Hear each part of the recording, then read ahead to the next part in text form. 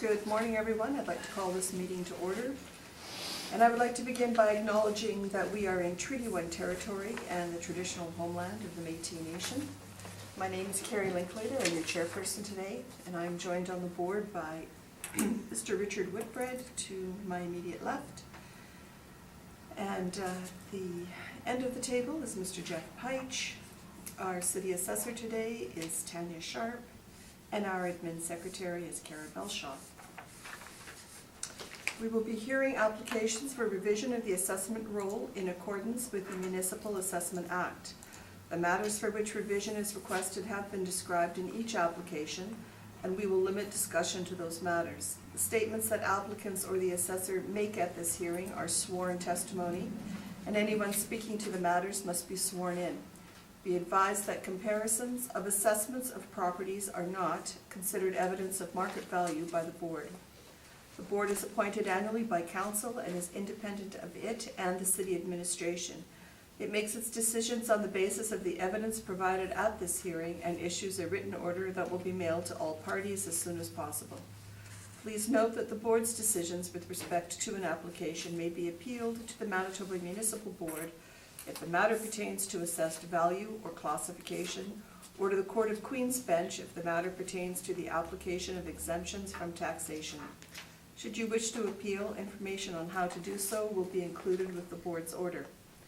With respect to the hearing process, I will confirm the matters to be addressed with each applicant following the swearing in.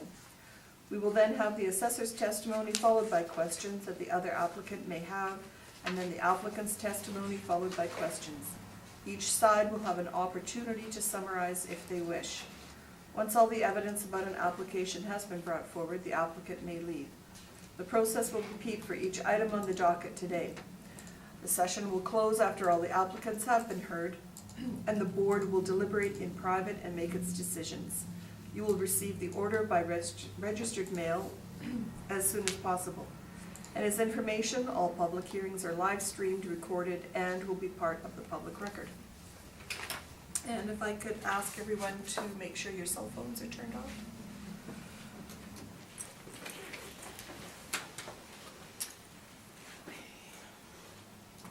Yep. State your name. Tanya Sharp.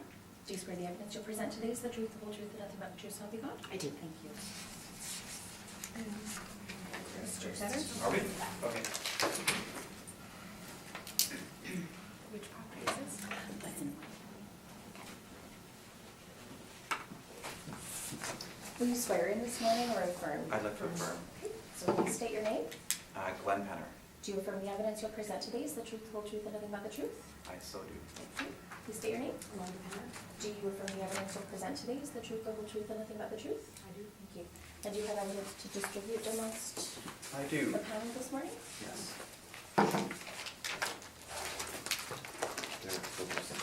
You need 4 or 5? I need 5 copies, please. Okay. Thank you.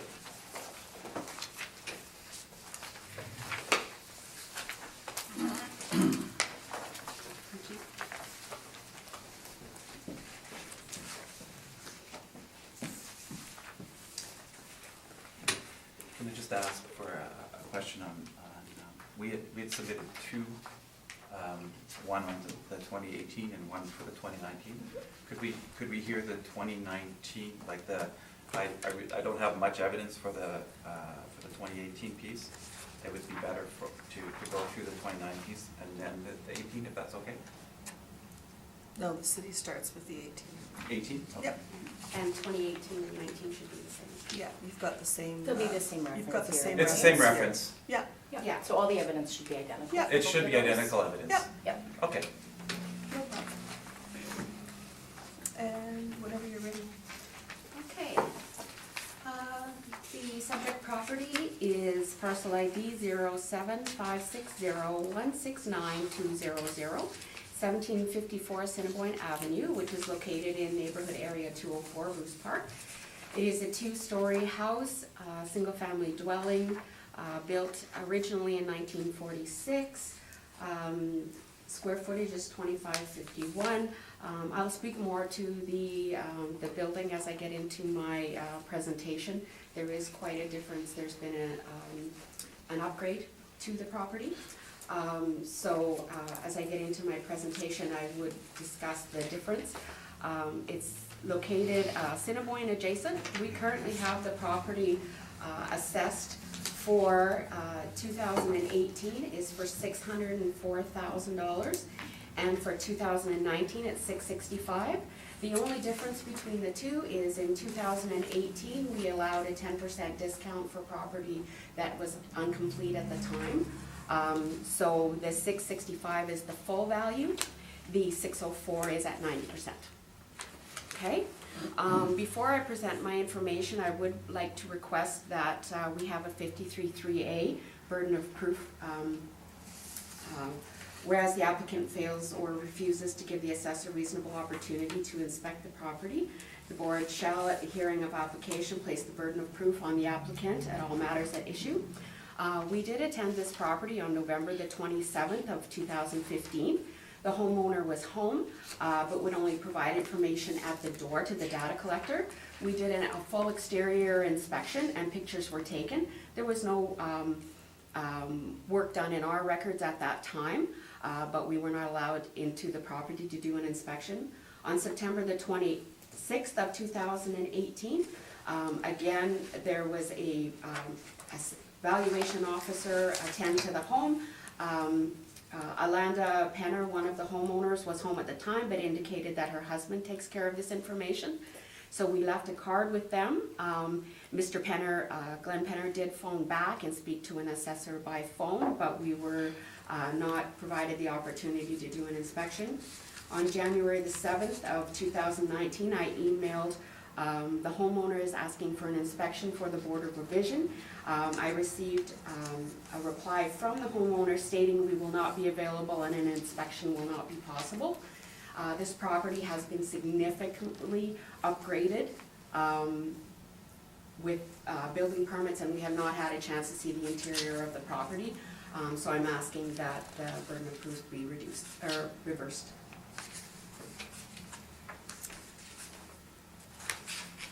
Okay, thank you. Mr. Penner, would you like to address what the assessor has just stated? Sure. And are we speaking to the 2019 assessment or the 2018 assessment? We are speaking to the fact that she's asking you, she's reversing the burden of proof. Right. She's stating that you did not allow access to the property. Okay, so on the November 27, the assessment data collector spoke to my daughter. She's not 18 years old, and she did take the card, but she would not allow the person into the house. I did phone back and discuss with them where we were at, and there was at that point no request for an internal inspection. And I would agree that we had said that we were hoping to be complete by March 2016, which certainly wasn't. That was certainly a hopeful date, but it didn't come to fruition. September 26th, the valuation officer did approach and left a card with my wife. I was told to phone back, which I did. We spoke for the better part of an hour, and that we were given 5 days to talk to them. At no point in that phone conversation did that evaluation officer ask me to do an internal inspection. And I thought that was the start of the conversation in terms of the understanding of where the valuation would be, but there was no further conversation. We just got a letter saying this is what our valuation is. So if we look at the 2018 evaluation, I don't believe the burden of proof has been met. I think they did give us 5 days now in January, which we weren't able to accommodate. So for the 2018 market evaluation, I would say the burden of proof has not switched. But for the 2019, they did give us 5 days, and we weren't able to achieve that. So I think that the burden of proof for the 2019 market evaluation has switched to our responsibility. Is that confusing enough? Yeah. Did you have any questions No. of the homeowner?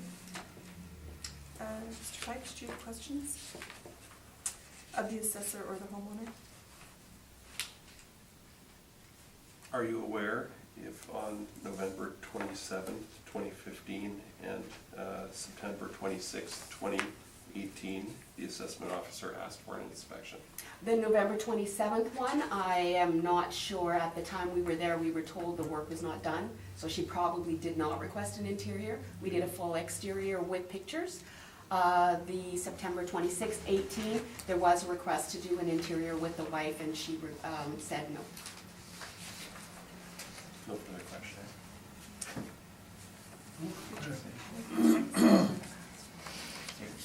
Ms. Sharp, were you Can I- involved? No, sorry, I'm asking questions, thank you.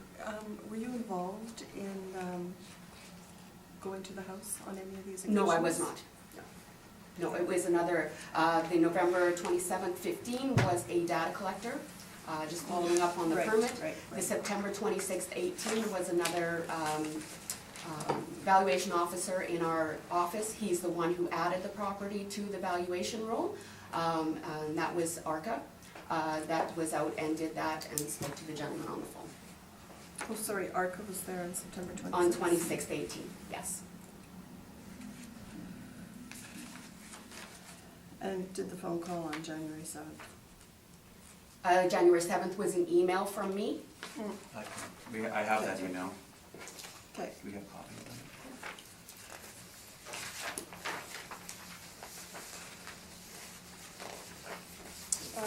Do you have anything you wanted to add? I was gonna say, I was present at the door on the 28th, and there was no, it? 26th of 26th, September. sorry, there was no indication that the assessor was there for inspection. He made no comment to me that that was what he was there for. He brought a card that He said. brought a card, and there was no forewarning that anybody was coming to the property. As a woman, I don't let anyone into the property if I'm not aware of what they're. And there has been an appointment. There was no appointment made. Can I respond to that? We Yep. don't make appointments. Right. Do you want this entered into evidence, chairperson? Sure. Can I take it? Yeah. Can I just? Yeah.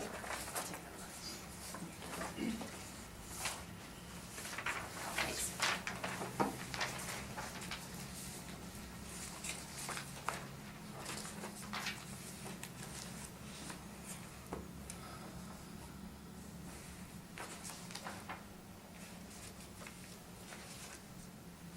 And you've owned this property since 2015? That's correct. Okay. And you received this email from Ms. Sharp? On the 7th of January. Okay. And she gave you 5 days? Correct. Okay.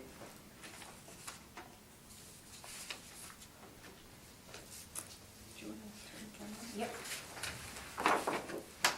That's why I go out. Yep.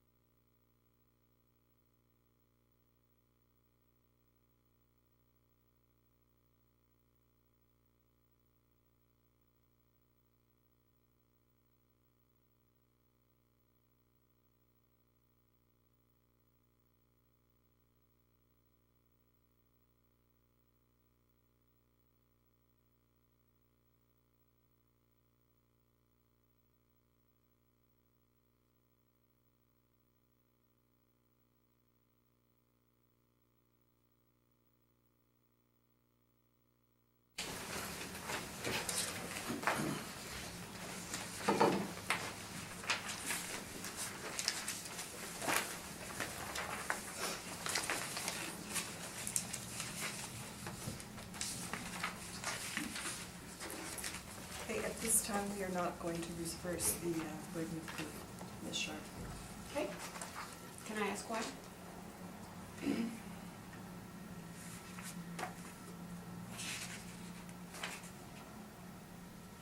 Well, the November 17th or 27th, the homeowners are stating it was their daughter. September 26th, I understand Mrs. Penner was home alone. January 27th, 5 days. And I know that there will be an inspection done. Well, I'm not sure. They're not allowing us an inspection. Well, if you'd like to proceed. Okay.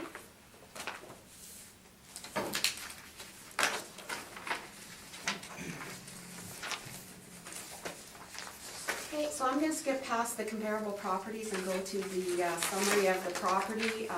It's the page that has 1754 Assiniboine Avenue listed at the top of it. The original residence was purchased by the homeowners in March 25th of 2015 with possession of June 16th of 2015. They paid $345,000 for that property. At the time that they purchased that property, it was a 1946 1.5-story property that was 1616 square feet, about 979 on the main and 637 up. 4 bedrooms, 2 bathrooms, no garage, and an unfinished basement. The MLS pictures show that the property was well maintained but fairly dated. The only updates listed on the MLS was garden doors in 2011 and a furnace in 2009. In June 2nd of 2015, there was a construction permit taken out for the property.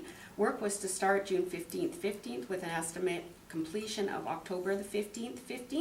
The permit value was for $200,000, but it appears that that was for not all of the work that was to be done. That was just for the one contractor that was doing the majority of the exterior work. Some of the interior work was completed by the homeowner.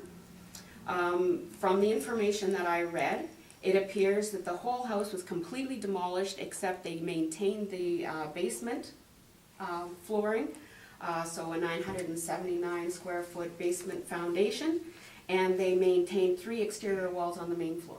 Other than that, the house has been completely redone. It's a new house. On November the, we've already been through that. November 27th, 2015, an assessment data collector spoke to the homeowner at the door. There was no interior inspection. The homeowner advised that they had moved into the home in November of 2015, but still there was work to complete. For example, the basement was not done, the kitchen was not done, and only 1 of 3 bathrooms had been completed at that time. The owner stated they hoped to have the work completed by March of 2016. On September 26th of 2018, another valuation officer spoke with the wife at the door, and she indicated their husband took care of that information, so she provided no information or an inspection at that time. On October the 1st, 2016, the husband, owner Glenn Penner, contacted the valuation officer and provided information by phone. Mr. Penner stated as of June 2017, which was 2 years following the permit, that's basically our guideline for adding a property. As of June of 2017, the house was mostly complete, except they were working on finishing bathrooms and closets. The owner stated as of October the 1st of 2018, they were only missing some trim, the rail, and some doorknobs. So the valuation officer added the property, and for 2018, they added it at 90% to account for the work that had not been completed in 2018. And as of 19, the work, we assessed it as completed. Okay, so the completed renovated residence with the addition is a 2-story. You could argue it's a 1.5-story, 2-story. The second floor is smaller. It's 2,551 square feet, 954 from the original floor foundation. There's a 68 square foot cantilever, there's a 728 square foot addition, and there's 801 square feet added on the upper level. 4 bedrooms, 4 bathrooms, 75% basement finish as per the owner, 630 square foot attached garage, and 300 square foot of decking. Renovation, the addition included a new roof, complete interior renovation, including the basement, drywall, plumbing, electrical, HVAC, kitchen, baths, fireplace, stairs, doors, windows. Very little of the original property was left. So on the page following that, you will see it marked 1754 Assiniboine, May 17th, 2014. It's an aerial view of the property. This is the original property that was purchased by the homeowners.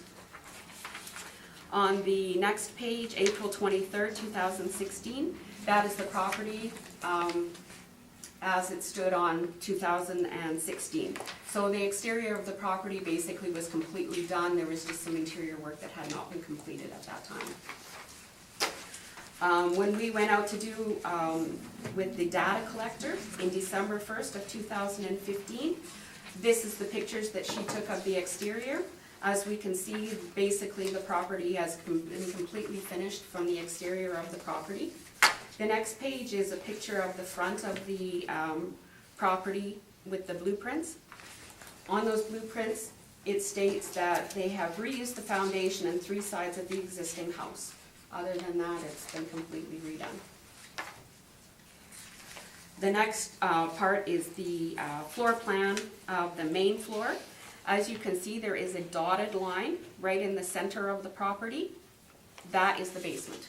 That's the only thing that remains of the original property. And then the final picture is a copy of the blueprint of the second floor. Okay, so as you can see, the property has been completely renovated. Basically is a new house. The 90% that was given for 2018 was to account for a lot of small items such as trim, that type of stuff that wasn't completed. But the homeowners have actually been living in the property since the end of 2015. So it was livable. They've been living in it, but we did not assess it till the beginning of 2018. Okay, so for the property, comparable properties, they will all be the same properties. As I stated before, the only difference between the two is 2018 is at 90%, 2019 is 100%. Okay? So the property itself, as we stated, is 2,551 square feet, finished basement of 716 square feet, 4 bedrooms, central air, has an attached multiple garage. It's located on a 10,937 square foot Assiniboine adjacent lot. We do have an effective age on that property of 1996. When I reviewed the property and did a calculation, I would say that's generous. My estimate would probably be 2006 versus 1996. So that may change in the future, I'm not sure, but that's a very conservative effective age. The properties that I have found are all Assiniboine adjacent. Property 2 and 3 are located on a little bit busier areas. They have a traffic influence and a bus route on them. Other than that, the areas are very similar. Lots are very similar in size, except Comp 2 has a little bit larger size lot. Comp 2 also has a pool, which is a difference. The property at 85 Douglas Park Road is a property that was built in 1996. So it is all original 1996 property. It's 2,000 square feet, so about 500 square feet smaller. And it sold for $637,000 in July of 2015. Comp 2 is located at 3400 Assiniboine Avenue. And as I indicated, it does have a little larger lot, has an in-ground pool. It is 2,700 square feet, so a little bit larger. But the effective age on this property is only 15 years. When I reviewed the information in the MLS, oh sorry, not in the MLS, it was an exclusive listing by the agent, but it's still online. When I reviewed that information, It says it still has the original kitchen, 2 updated bathrooms, and some flooring was done. So that property is not nearly as updated as this one. 3368 Assiniboine was built in 1985, fairly original, again 2,000 square feet versus 2,500. And 2466 Assiniboine was built in 1959, has a 1974 effective age on it, no basement finish, and as you can see, well, you can't see because you didn't see the pictures, but the MLS shows that, again, it was not nearly as updated as that property. I believe that our recommendation is to make no change for the 2018 and 2019 assessments. In my opinion, if anything, we have it undervalued.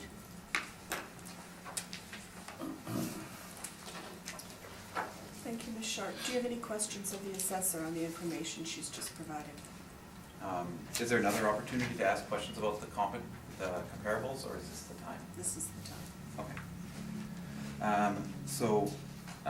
Just looking at the comparables, I wanted to just get a sense of, are you aware of the bylaw 637894, the Airport Vicinity Protection Secondary Plan bylaw?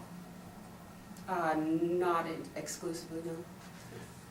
Do you believe that values of properties are affected by airport vicinity? Quite possibly. Okay. Would this have been taken into account with the assessment of our property? Are these 4 properties in the zone? I don't know. Okay, well, I can't tell you. Okay. We No, I'm talking only- about our property, Yeah. whether. We own, no, it specifically it wouldn't have, Okay. but we take comparable properties into consideration. So the comparable properties, if they were in that zone, would have sold with that influence on it. So Okay. any property that we would use for comparable, if it's in that zone, Okay, I don't know if these are in the zone or outside of the zone. okay. The next question I have is, are you familiar with the Manitoba regulation known as the MR 266/91, known as the Floodway, designated Floodway Fringe area? Not in specifics, but these properties are all on the Assiniboine, so they're all Okay. And so, comply. would you think that these market values are, all fall within the floodway fringe and would be affected by that? Well, they're all Assiniboine adjacent, so I assume that they would all fall into that, Okay. so they would, yes. Okay, so you are assuming but not sure whether they fit? No, I they meet haven't that read the requirement? bylaw, so I'm not sure what it's referring to. Okay. And you're not sure if it was a consideration for our property either? Not specifically, we look at comparables. So Okay. if it was on the comparables, then it would be on your property. Okay, so what about surrounding area? So I think our area is known as the 204 Bruce Park area, Correct. okay? Is surrounding area considered something that you look at in terms of comparables, in terms of valuation? So, in other words, these two, the ones that are in Westwood and Birchwood area, the houses around them would have a different value than the houses. So adjacent houses would have a different sales value than the houses in Bruce Park. Does Right. that impact assessed value? Assessed value is based on sales that take place. Right, yeah. But we're doing comparables to Westwood to the Bruce Park area. Right. And the Yeah. first one's in Bruce Park, Correct. right? And the other 3 are all Assiniboine adjacent, and if there are comparables that are closer in Bruce Park, we would have used those. Right.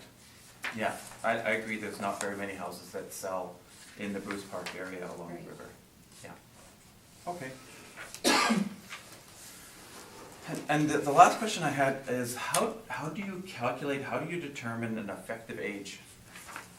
An effective age is based on the information that we have based on what has been updated in the house. Okay, A lot of times it is assessor driven, okay, but we do have a calculator that takes into consideration cost and what has been replaced, what hasn't been replaced, that type of information. okay, thank you. That's all the questions I have. Thank you. Mr. Page, do you have any questions of the assessor? Yes, you stated that the effective age would be more akin to 2006, In my opinion, yeah. 1996. So how is it that it's 1996?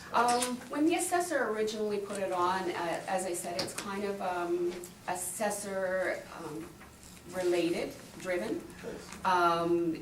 It is partly based on opinion, but as I stated, we do have a calculator that helps us with that information. He may have reduced it down for many different reasons, I don't know why. But basically, we put a 50-year effective age on it. That's pretty high. I mean, in this particular case, it should, in my opinion, have been even higher. It's basically a brand-new house. But it is opinion.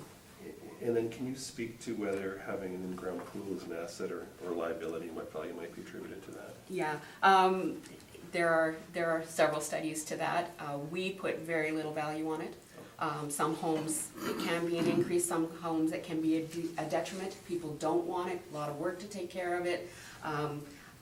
We don't put a lot of value into them, I see. but it is there. Okay, other questions, please? So if I could just go back to the effective age, Mhm. so I understand this. So there is a formula that you use Yes, to yeah. establish the effective age, but then there's some arbitrary decision-making that can be made by the assessor. Right, right. You can adjust that up or down. Yes, Okay. yeah. The calculation basically is based on mostly cost, this spreadsheet that we have. So we put in what has been updated in what year. And so based on the cost that it would have taken, we would have taken that into consideration. Another thing the assessor could have taken into consideration is the fact that this house is quite large.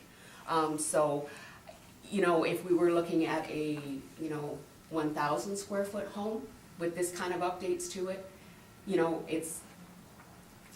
it would have less impact from the basement. You know what I mean? The basement being original, In relative terms? in relative Okay. terms to the size of the property. Okay, There's lots of things that are taken into consideration, but yes, I mean, the first calculation we look at is based on cost. yeah, it's the And what's formula the driven by formula, cost of material. Right, and then it is assessor opinion from there. Okay, I Thank you. understand. Thank you. And I have no questions. Thank you. So if you'd like to present? Okay. So if you'd like to take your blue folder.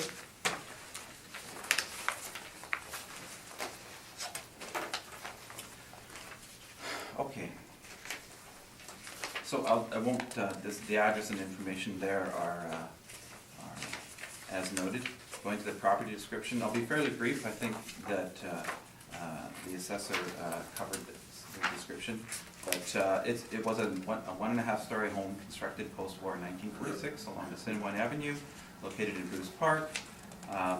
The original construction is similar to more than 2 dozen 1.5 story homes constructed in adjacent streets. Post-war construction materials were certainly scarce. Reclaimed materials were used as framing, flooring, and siding. The original footprint and the information that I had was that it was approximately 1,650 square feet on 2 levels. I think that's similar to what the assessor stated. So what we added a double attached garage to the street side of the home, an 845 square foot addition to the rear of the house on grade beam and piles. There's no basement under the new addition. That we deconstructed part of the second story and roof line along the east side of the dwelling, renovated and relocated existing walls within the existing footprint, and we'll have a quick look at the plans. The plans are in agreement with what the assessor has provided. Existing foundation, main floor, electrical, plumbing, supply, drain, main beam, main door, floor joists, exterior, front, both, and side walls. And the layout is shown as we look forward. We differ slightly in our calculation of square footage of the house. My calculation is that there's 1,738 square feet on the main floor and 774 on the second floor. And I'm not sure what the difference between 1.5 stories and a 2-story is, but that's, I did look at Wikipedia. I think it has to do with a 1.5 stories. A traditional 1.5 stories is within that footprint. So this can be considered a 2-story or a 1.5 stories. I don't think it matters. for a total of, my calculation being 2513. I think the assessor is saying it's 2551. So there may be some differences in terms of how it was calculated. Page 2, the key plan of the property. It demonstrates, the large hatch shows the existing house, and then of course the no hatch is the garage on front, and the new addition is off the back. Next page is the layout of the house as it sits. And essentially the main floor, again, the garage is in the front. You come in the front door at the top of the drawing beside the garage. To the right side of the property, right side of the drawing, it's all one room. There are no other rooms. It's kind of just one open area. It's very much like I would say it's like a cottage in that way, that there's not walls separating the dining room from the great room or the living room, if you want to call it that. There's 2 bedrooms on the main floor with a bathroom, and the stairs in between. The dotted line indicates the existing footprint. And when you go to the second floor, you can see there's 2 bedrooms up with 2 bathrooms up.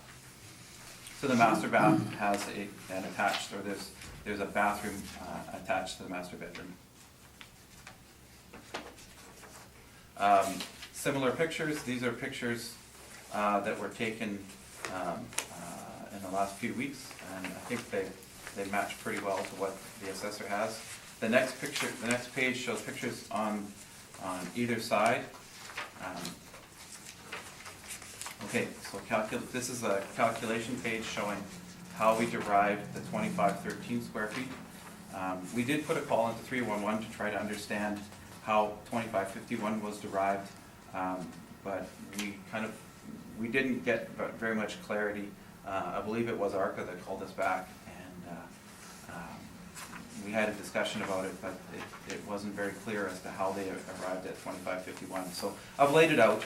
It's not a big difference between it, but it's about 3%.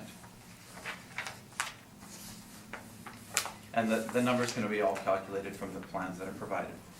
So the next page is page 8, and I'd like to discuss a little bit about the difference between a 1940s vintage construction with additions and renovations and a modern, post-1995 construction. So very quickly, there are 2 foundation types. The new addition is on 25-foot deep piles on a grade beam. The existing house is on a concrete strip footing, approximately 6 feet below grade. There is potential for uneven settlement between existing structure and addition with varying soil moisture. This past summer has certainly been a challenge for lots of homeowners in lots of areas with this exact problem of additions not moving and houses going up and down. Our house, we've seen a little bit of cracking in some of the doors and wall areas, but it hasn't been major yet. But the potential remains. The existing beam for floor joists have sagged over the years, leaving variations in floor levels in the existing house compared to the addition. There's only a partial basement, so it's 960 square feet under the existing house. That basement is a 7-foot ceiling, and it's 6'1" under the ducts. We actually do have interior photos that we can show as well. The addition removed 3 of the 4 windows into the basement, leaving very limited natural light. A 1946 vintage weeping tiles, leading to occasional moisture issues and seepage from basement walls. Last summer was our first summer without any leakage, and it was partly due to the dry summer. Floors in the addition area, that's on the main floor, with the crawl space beneath, tend to be cooler and harder to heat. The next one is very difficult to underpin the wall adjacent to the addition if required, and that's if things start to move on us. That certainly becomes an issue. The main floor joists are embedded fully in concrete wall, and they're very much a construction practice of the time, 1946, which leaves a cold gap, very difficult to insulate, results in very cold walls along the perimeter. And again, this is actually just a repeat bullet, but there are sagging main floor joists, and you can definitely see that on the perimeter of the house.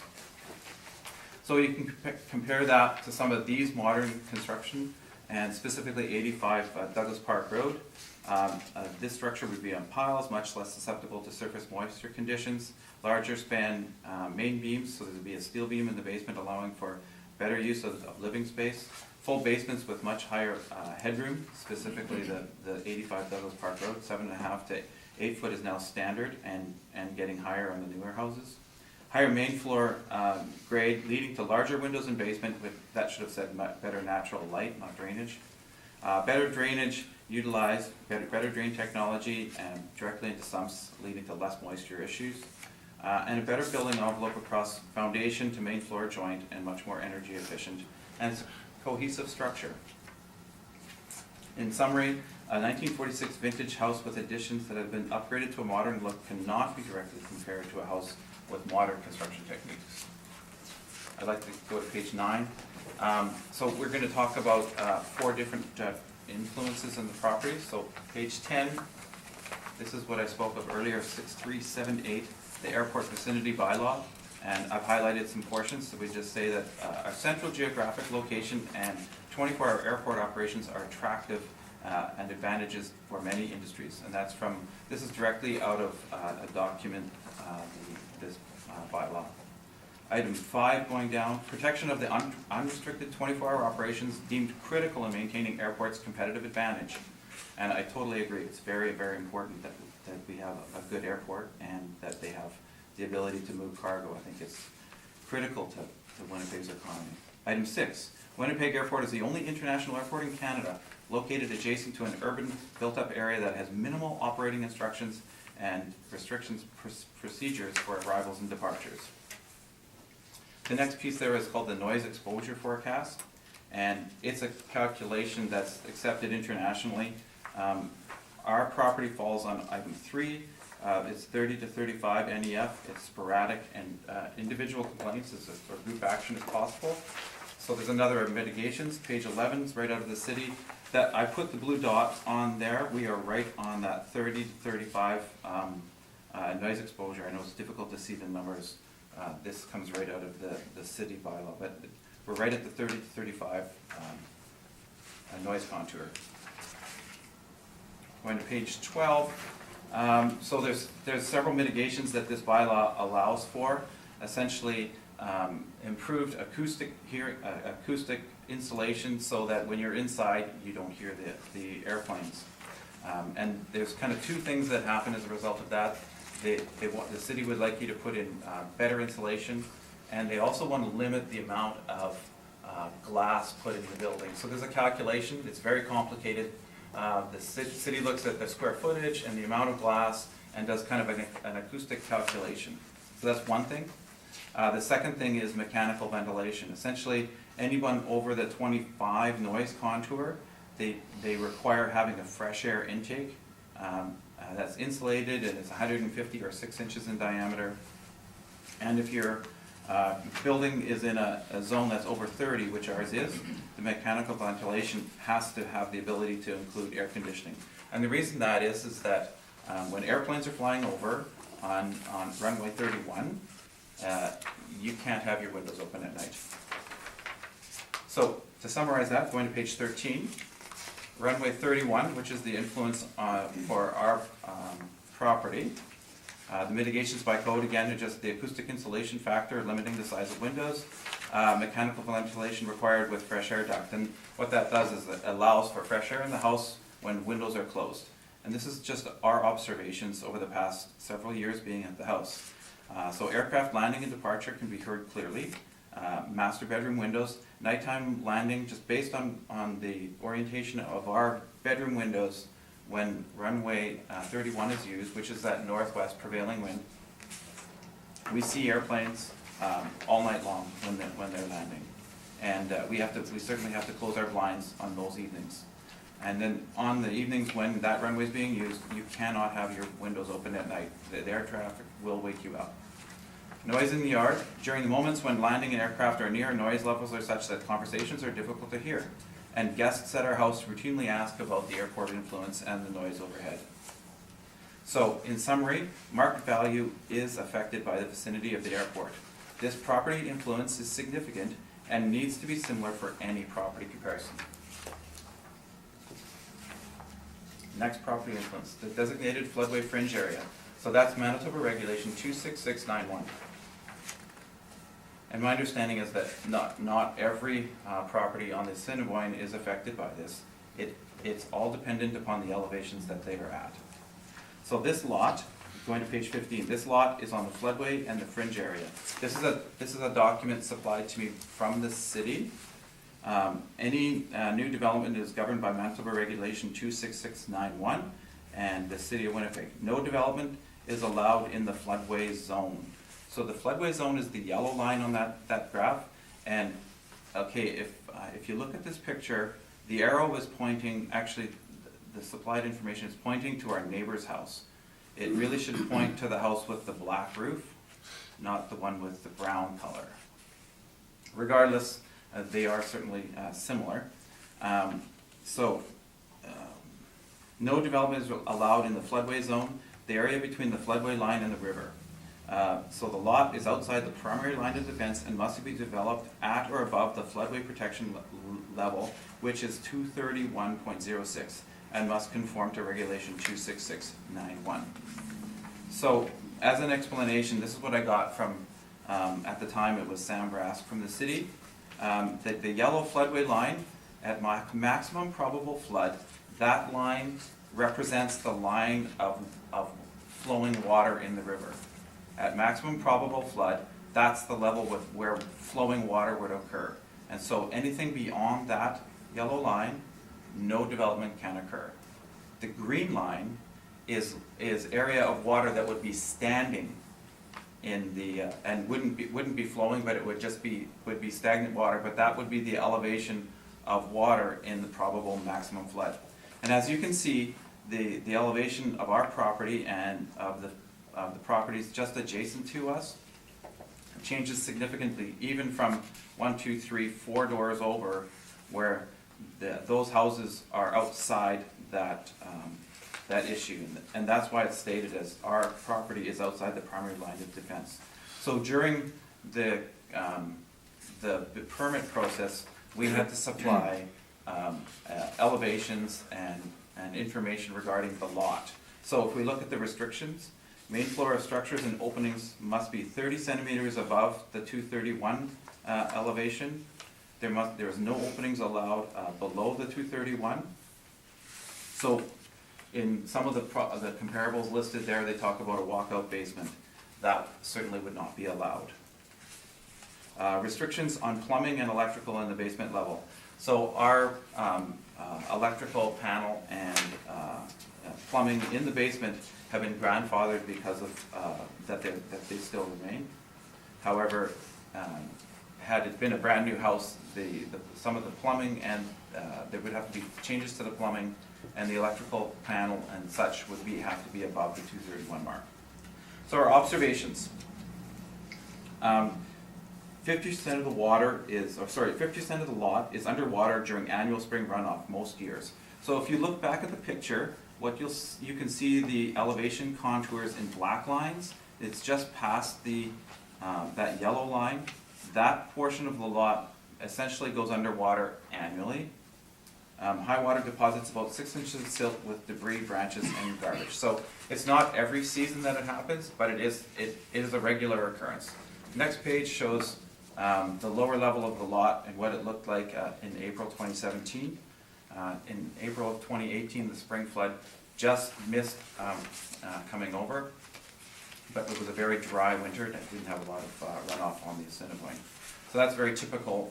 Every spring, that's what the lower half of the yard looks like, which is so half of our property value, our property is at.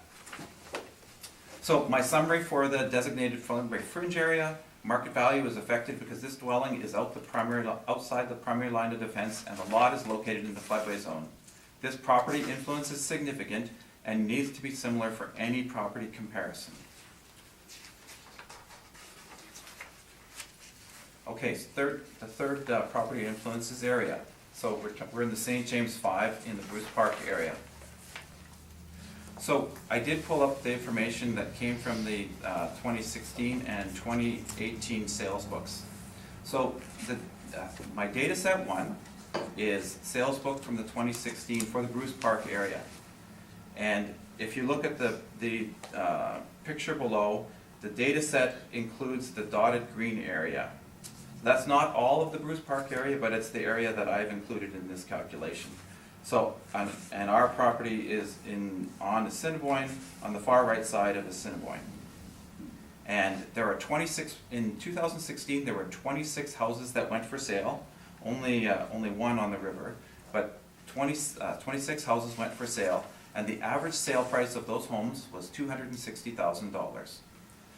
Now, I ran a standard deviation on those sample 26 homes, and it's $59,000. And I thought I'd just give a little bit of an explanation of what standard deviation says. So you can take those 26 houses and average it, but you can't really tell whether one's $1 million and one's $100,000. The standard deviation gives you a sense of the valuation, or the spread of the pack. Essentially, 70% of the values in that data set should lie within one standard deviation. In other words, you can at 260 plus or minus 60,000 should encompass 70%. And at 2 standard deviations, it should encompass 95% of the values. So going on to data set number 2, which is the sales book for 2018. Not much changed. There's 27 houses that sold, and they sold for an average of $267,000. Not that much different. And again, it's all, these were multi-story houses in this area. Standard deviation was a little higher at $86,000. The third data set, I went to the property assessment website, and I looked up the property assessment value for each of the 26 houses in data set 1. So now sort of compare, so essentially data set 1 and data set 3 are the same houses, but it's the actual average assessed value. So you can see that 260 is the average actual sale price, and the average assessed value is 266, which is very close. And the standard deviation is $57,000, which is also very close. Which, what that tells me is that the assessed values for these properties are very, very close. So I ran another test. It's called a t-test. And what it does is it compares 2 sets of data to see what the similarities are. Because you can look at the average and you can look at the standard deviation. But I ran a t-test between data set 1 and data set 3. And what I found was that the assessed values are statistically the same within a 95% confidence level. So let's look now at the next page. We're on page 19. And we have data set number 4. And if you look to the map, this is now the bounded area, what's known as Douglas Park Road. And there were 10 properties, excluding the river property that we're talking about, that sold in the 2016 and 2018 sales books. So the average price of properties sold there was $360,000, and the standard deviation was 43. Data set 5 is those same 10 houses and what their assessed values are. And they sit at $352,000 with a standard deviation of 39,000. Again, running a t-test comparing data set 4 and data set 5, it can be determined that the assessed values are statistically the same within a 95% confidence level. So that means that the city's done a very good job of connecting the assessed values to the actual sales. But when you now take data set 4, which is the actual sales that happened in the red area, with data set 1, which is the actual sales that happened in this area, what we find is that by conventional criteria, they are extremely statistically different within a 99% confidence level. So, I know this is a long explanation, but essentially... Mr. Penner, can you actually just go on to actual sales, because that's Yep. what we look at. Yep. So this was a comparison that the 2 areas are different. I'll keep moving, sorry. So in 2016 and 2018, there's over 50 multi-story homes in the area. But on the river, there was really only one other house that sold, and it's not shown here as a comparable on the city side, but I will show it, okay? And what I've essentially said out of the t-tests is that there is a big difference between the values. So we're going to quickly go through 21 to 28 because don't look at the assessed values and things like that. I understand that you don't recognize the assessed values as evidence, but I just want to show you the pictures of houses that are nearby me that are very similar to what we have done. So, page 21, the dotted green line indicates the original house. It was significantly smaller, increased to 2252 square feet. That house was built in 1960. 1770 Assiniboine, again, I've provided all the information of what's been modernized on this house. Significant changes has happened to this house. Going on to page 23, here's another one. This one is an actual sale that sold in 2015.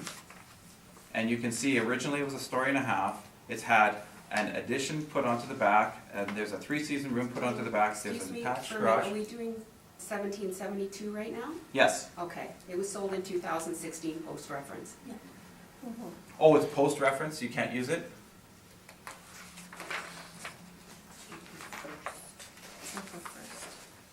Oh, it's April 1st is what the, okay. Well, just as far as the kind of houses that have changed. Okay, so 1820, this is also a house that is very similar to ours in terms of the amount of effort and change that has happened to it. 1,900 square feet. 1848, again, the same thing. You can see the dotted line and the significant changes that have occurred. 1860, the same thing. There's the original, the dotted green line shows the original house. And again, all of these houses have 1946 and 1950 basements. 92 Douglas Park, I understand it's not, it's post-reference. I'm assuming it's sold prior to, or this is not one that was sold prior to April? It's post-reference, yes. Yeah, I did not realize that or understand that. It's sold and with that value there, so can't be considered in this hearing. Can I ask a question in terms of when would those properties be available to be a comparative property? 2022. 2022. Oh, sorry, 2020. 2020. Oh, the it's 2 years 2020. behind, yeah. Okay, thank you. And the 85 Douglas Park Road. So with the 85 Douglas Park Road, certainly it's riverfront on Douglas Park. My evidence shows that there is a difference in terms of what the average house sales values on Douglas Park Road. I didn't do any comparisons around Assiniboine Avenue because they don't have the airport influence for sure, and they don't have. I don't know about these in terms of whether they do or they don't fit into the floodway fringe. So let's get to my conclusion. I apologize for the amount of time that I have used. All right, so basically the property influences are the airport vicinity, the floodway fringe, the market value of adjacent properties, and the annual flooding on the lower half of the lot. Table 1 is just a reference. That's those numbers that were there. I understand they're only assessed values, but that's there for reference. Table 2, and again, you really can't use either of these because they're not within the reference amount. That being said, my recommendation is that the board would consider changing the area from 2551 to 2513, and recommend changing the value to $240 per square foot, which would put the calculation in at 2495. Sorry, that's an incorrect number. My apologies. 2513 times the 240 should be the 603. There was a number calculation error there. But the 603 is what 240 times that 2050. And that concludes my presentation. Thank you. Ms. Sharp, do you have questions? Yeah, just a second.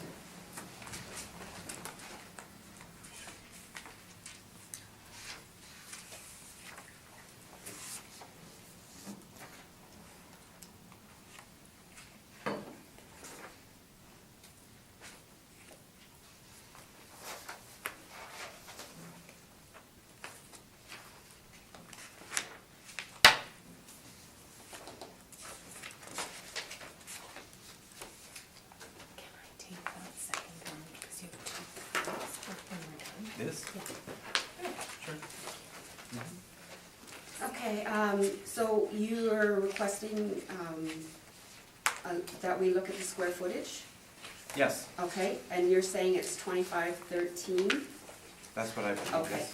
And you're asking for 240 per square foot, or 603,120. Correct. So you're asking for no change for 2018 then? No, that's what I'm asking for, this is my presentation for the 2019 amount. Okay, For the 2018 amount, I'm saying that the city didn't approach us at any time in that 2018 period to come for an inspection. We had a dialogue with I think his name was Arca, and I thought that was a conversation that we were discussing in terms of, I had put out a number and said I thought that based on in 2018 in terms of the timing of when we were finishing things up, that 75% of the actual value would be a reasonable amount for 2018.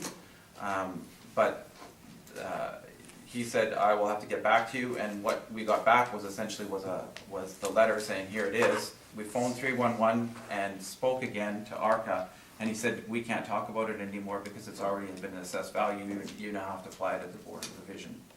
So what I'm arguing is that there had never been a request to do an inspection of the home.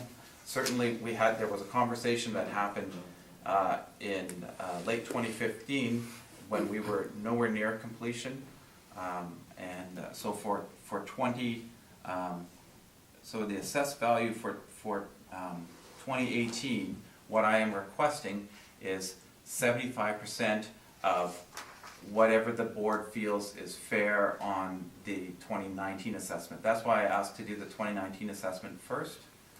Because when we applied, we said, if we get the 2018 or 2019 assessment changed, can the 2018 assessment be changed? And they said no. So we put in 2 applications and paid our $50 twice for 2 evaluations.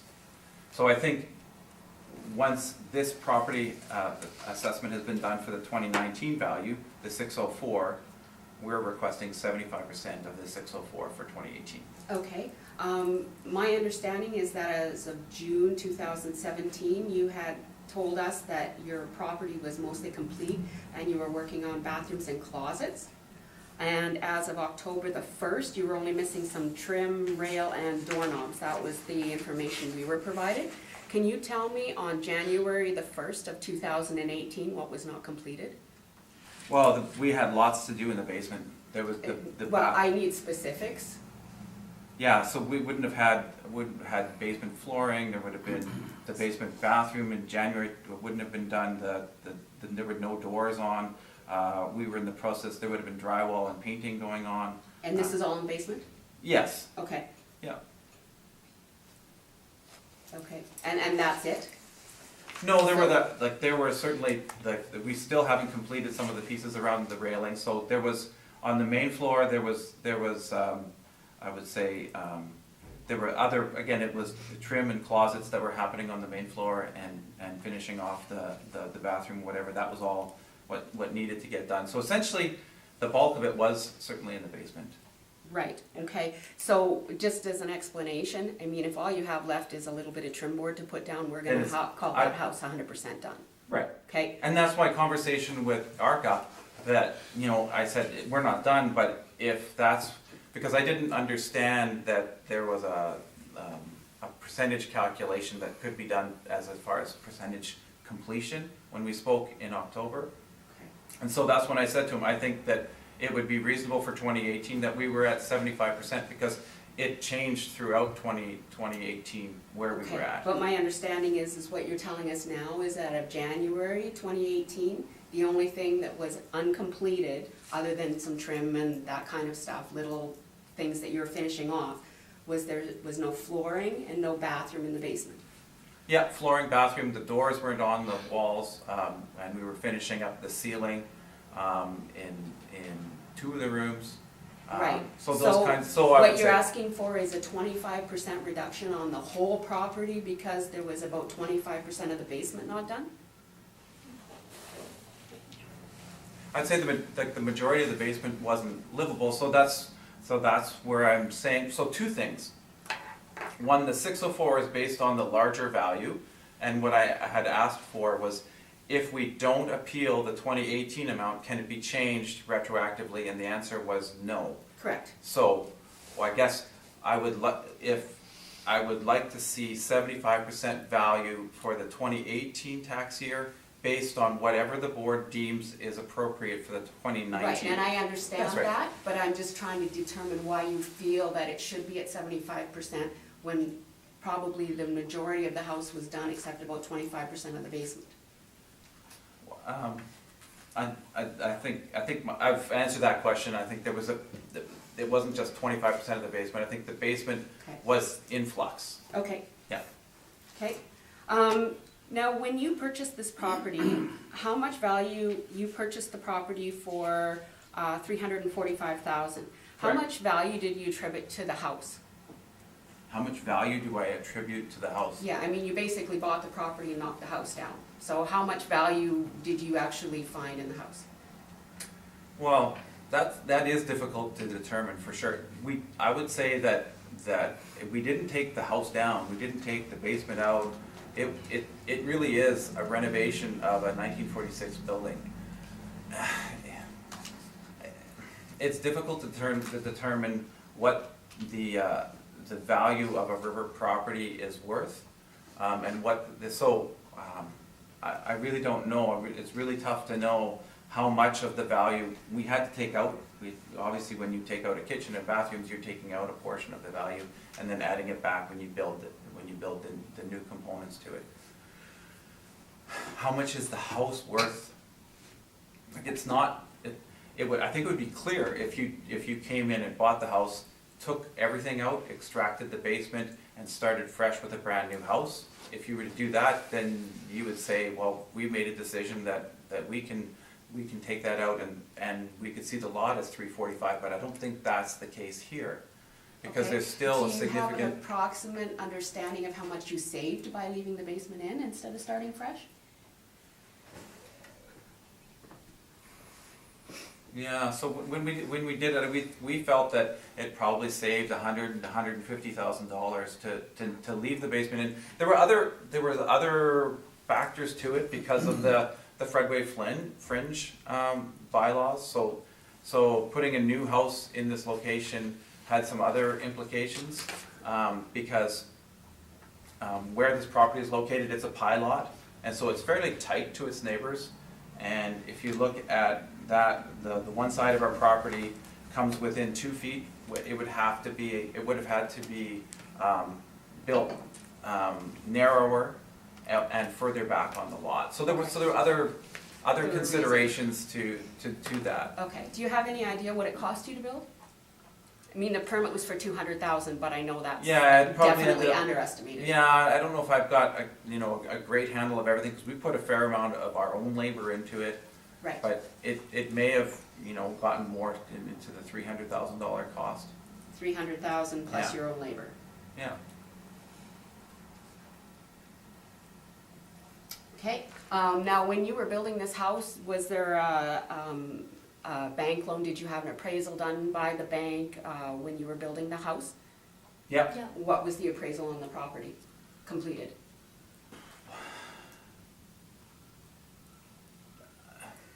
I don't have the number right in front of me. I'm not sure what, We could provide it, yeah. but I don't know. Was it like 400? Was it like Like the- $1 million? No. No. No. No, it's gonna be between $600,000 and $700,000, somewhere in there.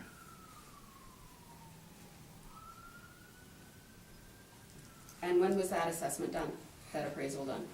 It would have been done, I would say, based on, I'm not even sure if the bank did not come out,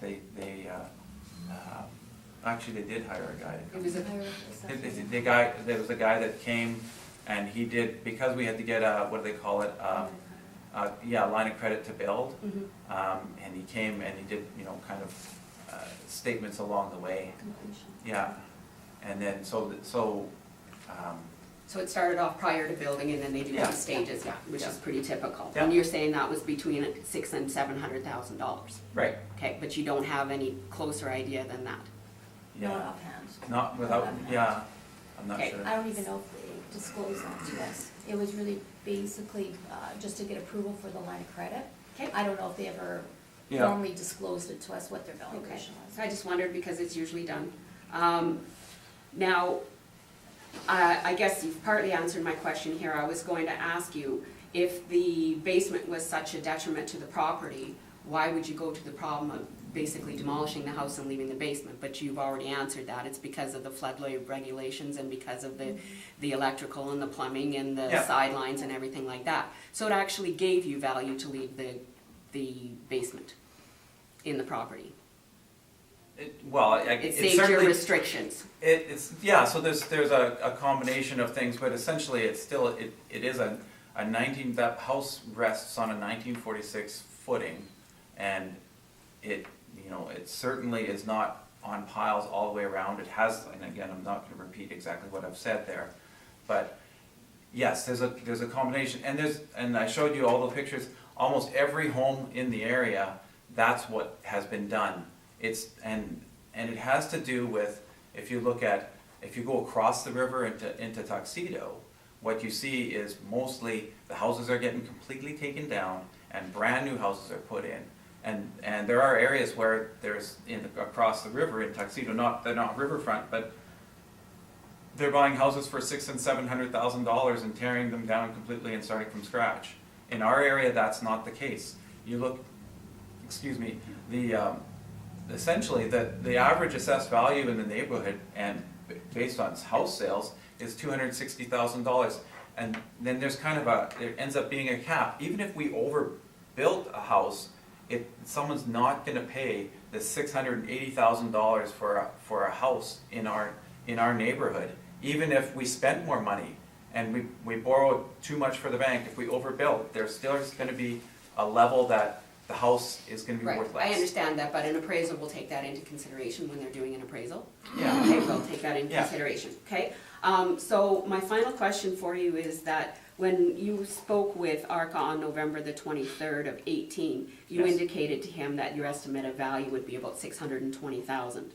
What I said to Then him, when yeah. you called him back on December the 3rd of 2018, you wanted him to base it at $475,000 based on a post-reference sale of a house that is completely not renovated at all, it's almost original. And then now you're asking for $603,000. Like, do you, Yeah, I'm not sure that I don't recall asking that I wanted it to be based on 475, a post-reference. I think what I said to ARCA was, before I did a fair amount of work to do some research into where all the property values were and what things lined up, and I said, we felt that our home ranged between 600 and 620, and we tried to make sure that we didn't overbuild for the neighborhood, and that's what I said to ARCA when I said, is there any way that there can be a discussion before we head to Board of Revision? And he said, no, I can't discuss these. And I said, this is where I thought the property lay, between 600 and 620. And doing my calculations now and doing my comparisons, I feel that $240 a square foot is a reasonable amount, and based on, and I know that it's based on assessed values that can't be considered here. Understandably, I want to get a sense, and that you have the assessed values and the property sales, they have very good coherence, certainly in this area. And when you do that calculation and then you look at the houses, all of the changes that have happened to all of these houses, and I would say ours is just one recent one compared to all the rest of them that are along this street. And I get that they don't sell very often, and there's not going to be many houses coming for sale, and the one is post-reference, so we can't consider it.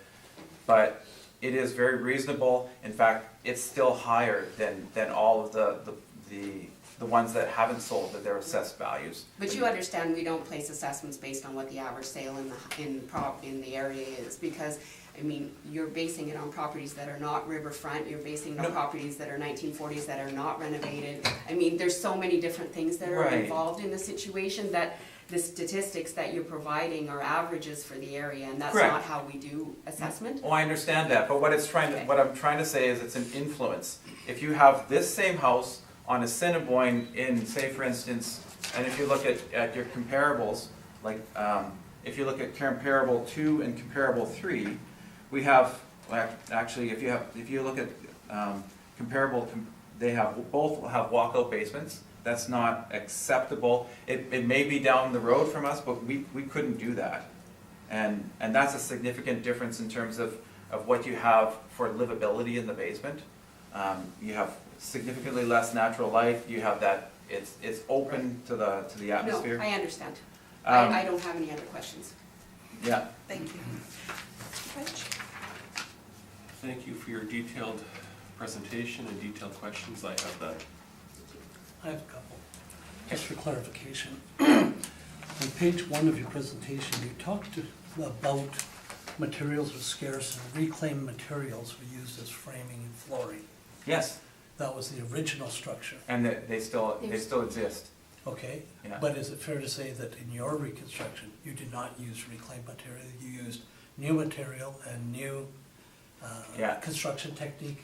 Is there steel beams being used in No. this? So it's Well, still- we did, there was one place in the basement where there was a sagging floor joist that very much a technique is to take a couple channels and put them on either side just to support it, to give it some more stability. I understand. Yeah. Okay.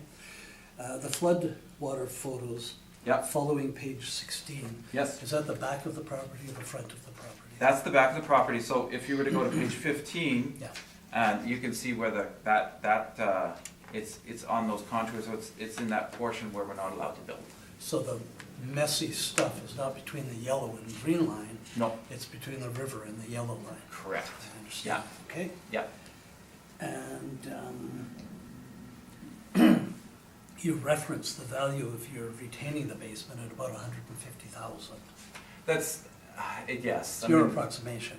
Yeah, So is it fair to say that had you rebuilt the basement, stripped it out and rebuilt, it would be significantly higher than that? If you had a new basement, new concrete, new channels We would- for wiring, plumbing, yeah. flood elevations, etc., it Yeah. would cost you a significant amount more.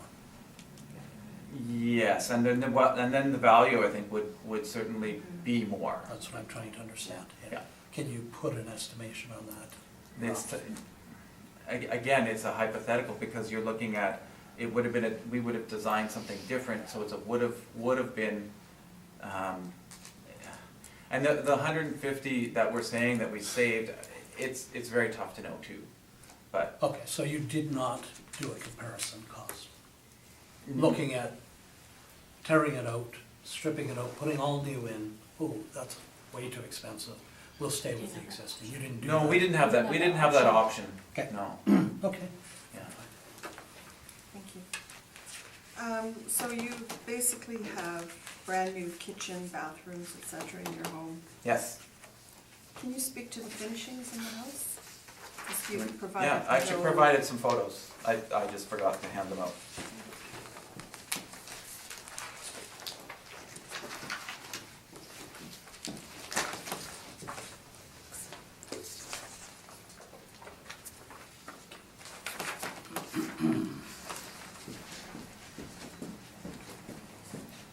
So you've got hardwood floors? We have tile in the main floor, there's tile in the great room, and then hardwood floors in the bedrooms. Sorry, and so you've got tile throughout the main floor? Yeah. Yes, Is it a heated floor? yeah.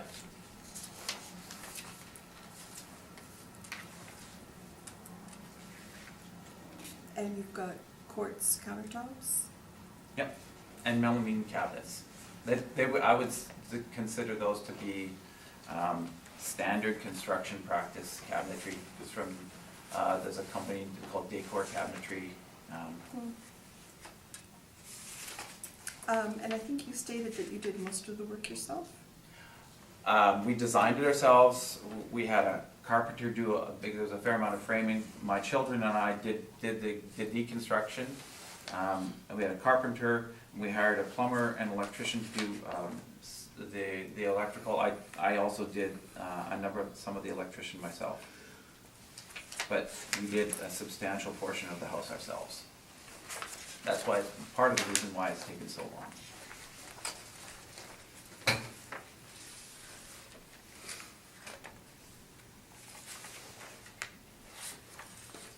And Yeah. Mr. Penner, are you an architect by trade? No, I'm a structural engineer.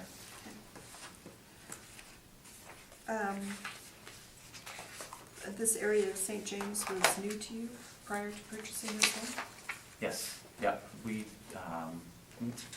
knew it existed, but I grew up in River Heights on Elm Street, and we purchased my parents' home, 15 years ago, and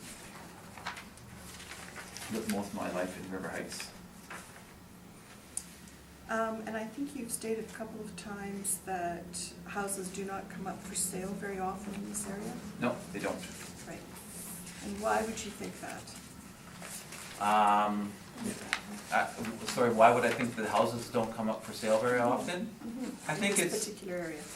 I think that people that move to that location and purchase a riverfront property do so to stay there. Like I would say that higher value homes and people and houses end up being sold to their children and they stay there longer. The people in the area have been in the houses for 30 plus years, I would say, lots of them.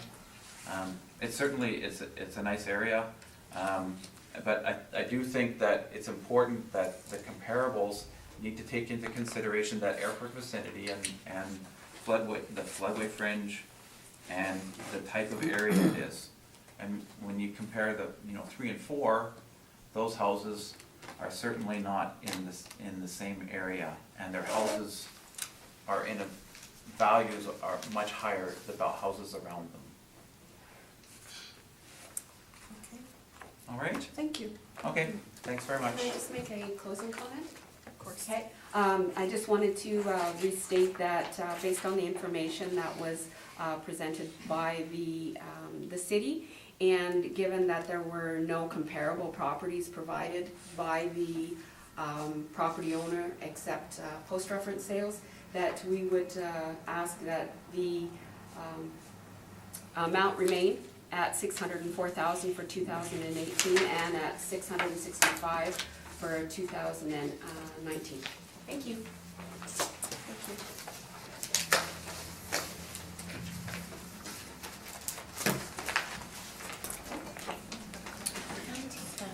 Oh, you want it? Yeah, just because we have 2 files. And Okay. just the notes in there, so. Thank you.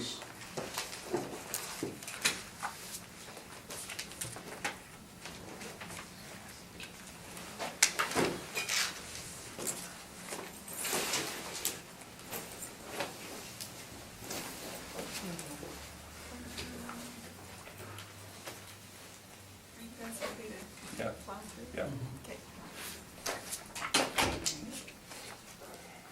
Tanya, are you okay to plow through this? I am fine, yeah, you bet. 32 Oakland? Can I go put money in the beer? Of course, of course.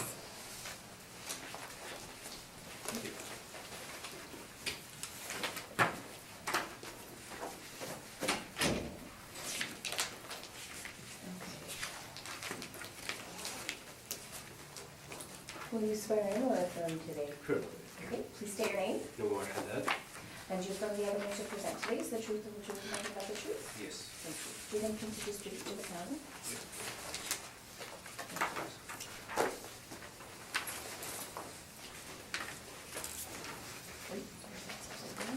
Thanks. Thanks.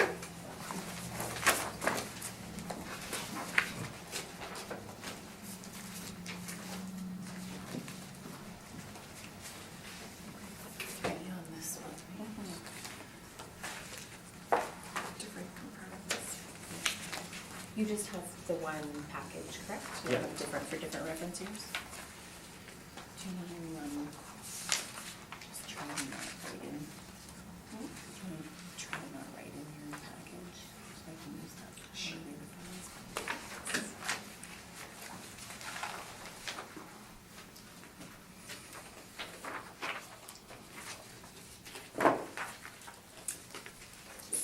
Tanya, do you want to present 2018 and 19 together because you've got the same comparables? Yes, we Read out can the do, 2017. yeah, we can do that, yeah. Would you prefer I present 17 and 18, 19 separate? 18 and 19 can I can go 18 together. and 19 can go together, Yeah, because you've got the Yeah. same comparables. and 17 is Yeah. different comparables? Okay, thank you. Yeah. Yeah. And whenever you're ready. Okay.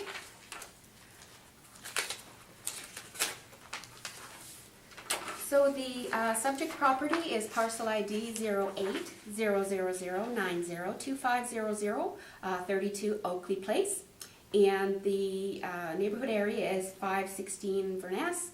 And this is a parcel of 4 two-story row houses. So it's being assessed as all 4 of them together. Originally, it was presented as a condo, but there have been no condo documents filed. So we have added it as a townhouse for the time being, and if a condo is placed, we will separate those out. Okay. Okay, again, I'm going to skip over the comparables and just give a short summary. After the comparables, there is a sheet called 32 Oakley Place. It looks like this on my list. Okay, so in September 30th of 2013, this property was purchased for $230,000 through land titles. There was an older existing residence that was demolished in January of 2015. Building permits were issued for 4 two-story townhouse units. The building permits were 4 times $220,000 in March of 2015. March 21st of 2016, an exterior inspection was done. It was framed, shingled, exterior doors and windows were all installed. We also did a little bit of looking on the MLS. On October the 26th of 2016, there was an MLS listing. This listing is not a sold listing, it expired for Unit 2 of Oakley Place that was listed at $286,000. At that time, it was listed as under construction. Condo fees and documents not yet filed, pictures showed interior paint, and flooring was waiting to be installed. The water was turned on July 13th and 24th of 2017 for all of these units. August the 31st of 17, there was another expired listing. This is for Unit A of 32 Oakley Place for $294,900. At that time, it was listed as 2017 construction, vacant for immediate possession, and pictures showed completed, including all kitchen appliances were also in the pictures from the MLS. On July the 9th of 2018, we did an exterior inspection. Everything seemed to be complete. We left a door card. There was no response from the owner. On November the 22nd, we added the row housings effective September the 1st of 2017. Following that listing, you will see it's not a great shot, but a overview shot of the property. There's 4 units side by side on the corner of St. Anne's Road and Oakley Place. So Verness, if you're not aware, is very, very close to where St. Mary's and St. Anne's splits when you're going south. Very close to that area. Okay, so as I said, we valued these properties as a 4-plex at the time being. Built 2017. There are 4 units of 1,224 square feet. Full basement. At this time, we have no information that there's any basement finish. There are 4 full bathrooms, full half, 1 full, 1 half in each unit. Air conditioning, and there is no garage. It's located on a lot size just under 5,000 square feet. Because it is right on St. Anne's Road, we're looking at commercial adjacent, bus route, heavy traffic, external corner, which is not necessarily a detriment when you're looking at rental properties. I have included it in the information, but again, depending on what's happening with them, it could be a detriment, it could be a bonus. Okay, we have a current assessment for 2017 on the property at $900,000.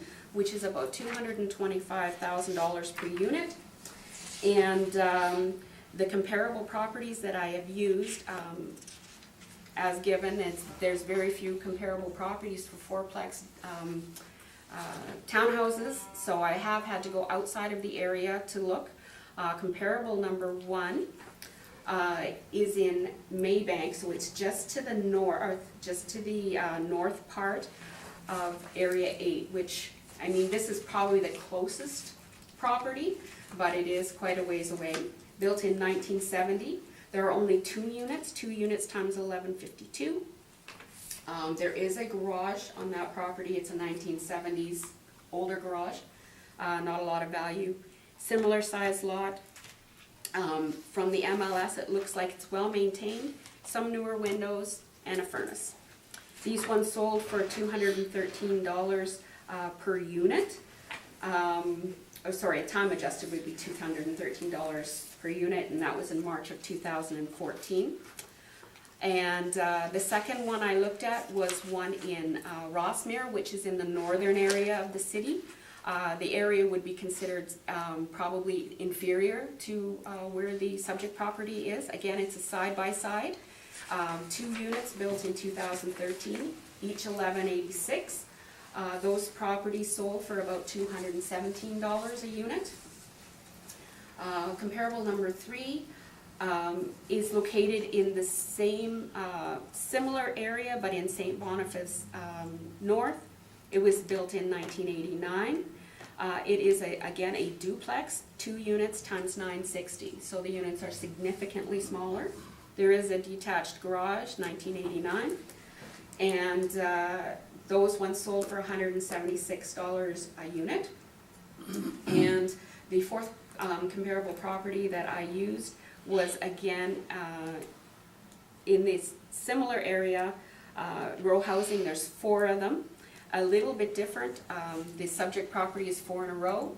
This property is 2 in the front, 2 in the back. So it's more of a block of row housing. Each unit is $1,068, and they sold for $1,077 or $177,000 per unit. The MLS showed no interior pictures, but the exterior was significantly dated. So I would assume probably the interior's close to original as well. I believe our comparable properties support the assessment at $183 a square foot, and the supplement, just for your information, was only from September 1st to December of 2017, so it was only for the few months. For 2018 and 19, comparables were the same. First comparable was located again in Rossmere, which is in the northern area. Quite inferior, 2-sided, 213, 223 time adjusted per unit.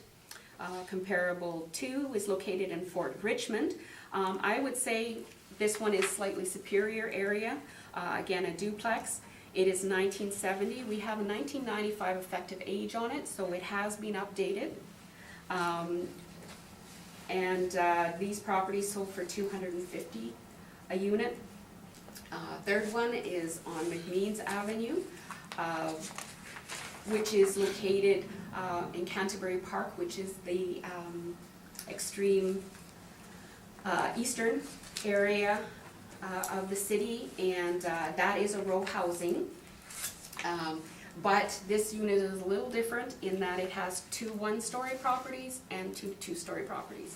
So it's 2 townhouses and 2 bungalows together. So I didn't divide out what it would have been per unit, because obviously the bungalow units would have been worth less than the duplex units, or the 2-story units.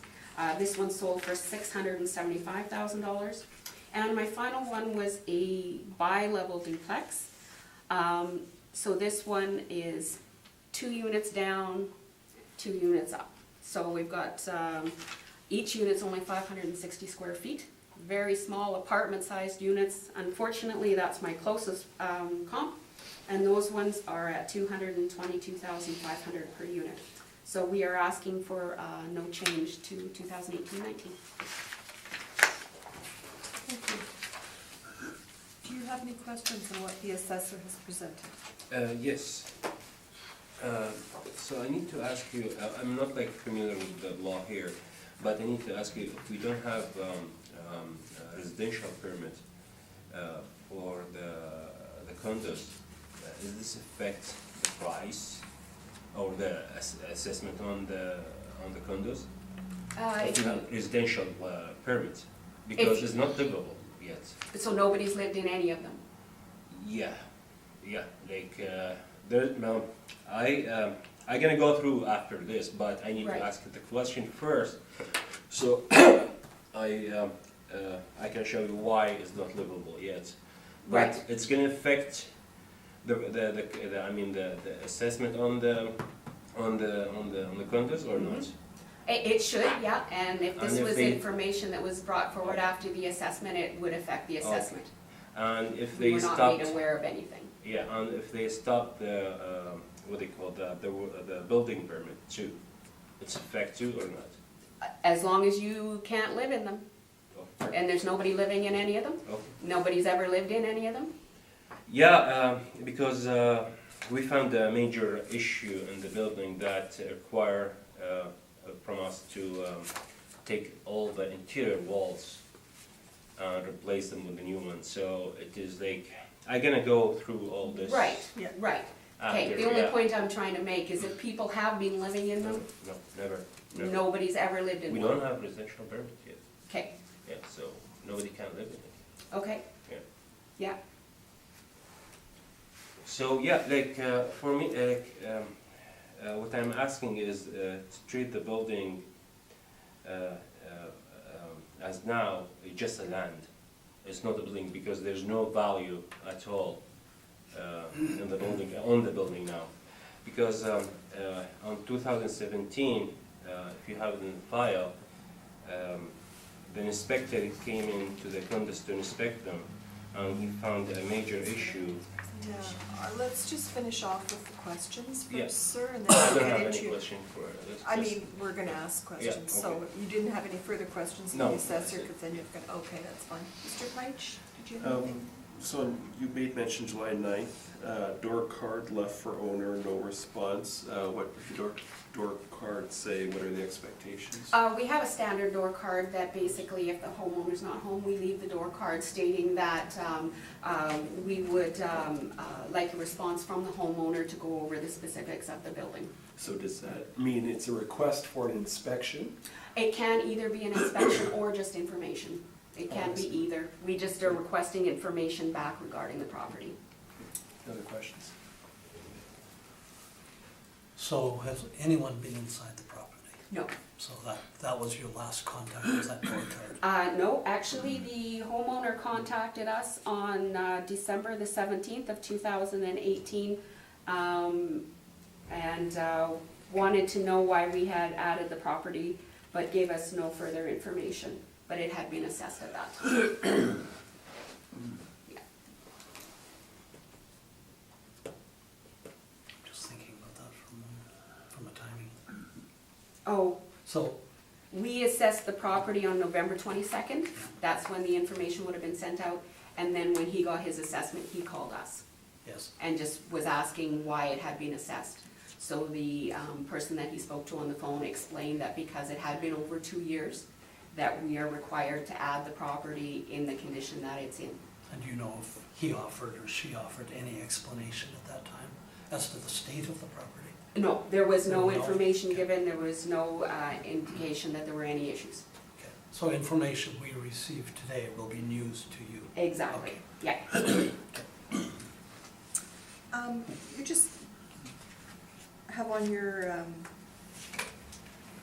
page 31 here of our brief that the water was turned on July 13th of 2017. Correct. And I'm sorry, is that when you put it on the roll? He added it as of September the 1st of 17. Generally, rule of thumb, if we don't know any differently, we usually give a little bit of leeway once the water's turned on, because Right. oftentimes the water gets turned on, then they finish out the plumbing. Right, So we right. usually give it a little time. But turning the water on, though, is the indicator, that's my understanding. If we don't hear from the homeowner, Right. that was our indicator at this point, yeah. Okay, thank you. Yeah.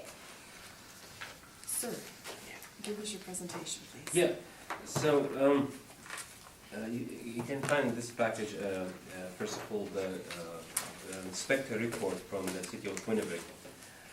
He found a major problem in the old condos. There's no firewall rated between the condos. This is a very high major issue.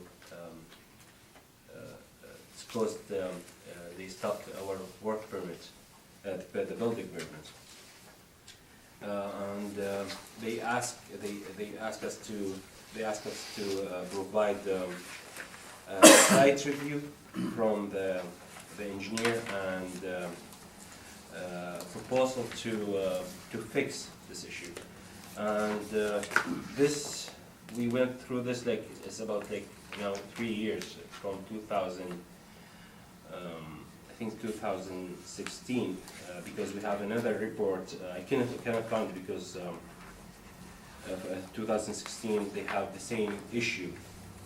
And the site review here is showing we have one layer of 5/8 wall, drywall, and it should be, there's 2 layers for the ceiling and for the basement, for the main floor, and for the second floor. What we have now is just one layer for 5 rated, and the city asking us to put 2 layers. This is like the code of the city of Winnipeg. And so for that reason, we don't have any residential permit, and our work permit, building permit is stopped till they approve this this proposal, and we're still waiting for them. And you have the drawings with proposal here for the second floor and for the main floor and for the basement. So basically, from everything from inside, we should like take it down and we build it from scratch.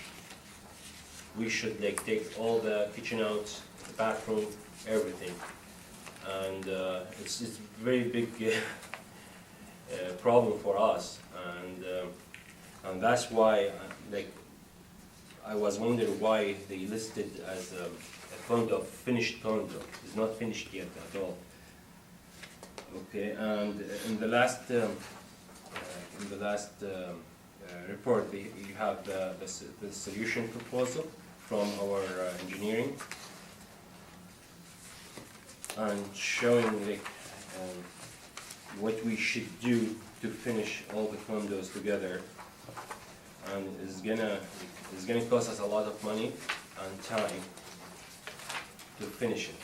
So what I'm asking is like the condos itself, there's no value because nobody will buy it as is, okay, and again, and nobody live in it like from the beginning, like still nothing like finished yet.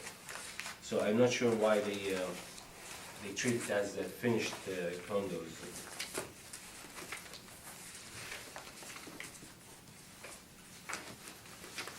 So yeah, that's all.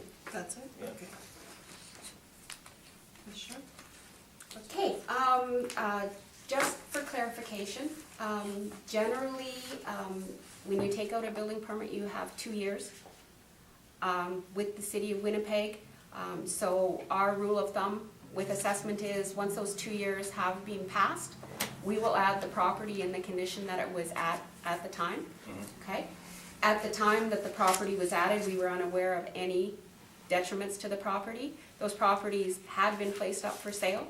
Those properties had been listed on the MLS. We had no indication that the properties were not available. Right. That's just a clarification, okay? That being said, had we known, we may have been able to make an adjustment for it. Can you give us an estimate per unit of what it's gonna cost to fix the property? To fix it, Yeah, each unit, one each unit. unit. In the last page, I just start getting some quotes and proposal to fix it. So this is the first one. Just to take the wiring, for example, just take the wiring in the basement. The wiring and the plumbing is gonna cost like per unit 3,000. So this is like the first one. To put drywall and take the old, the existing drywall and put a new one.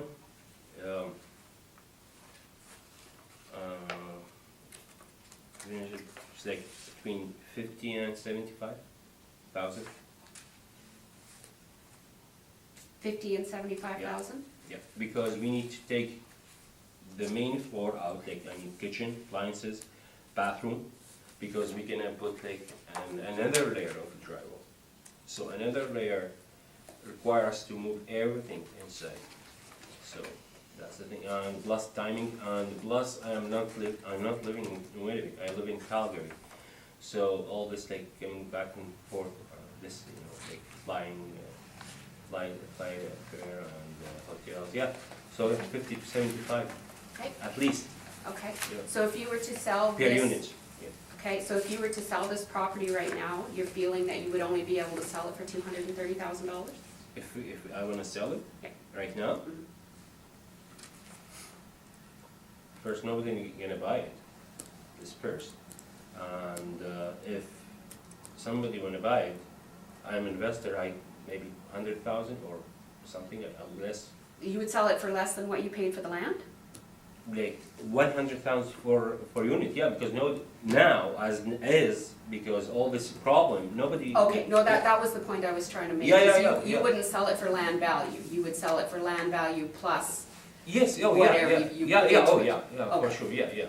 okay, But again, I'm not like, I cannot estimate how much, but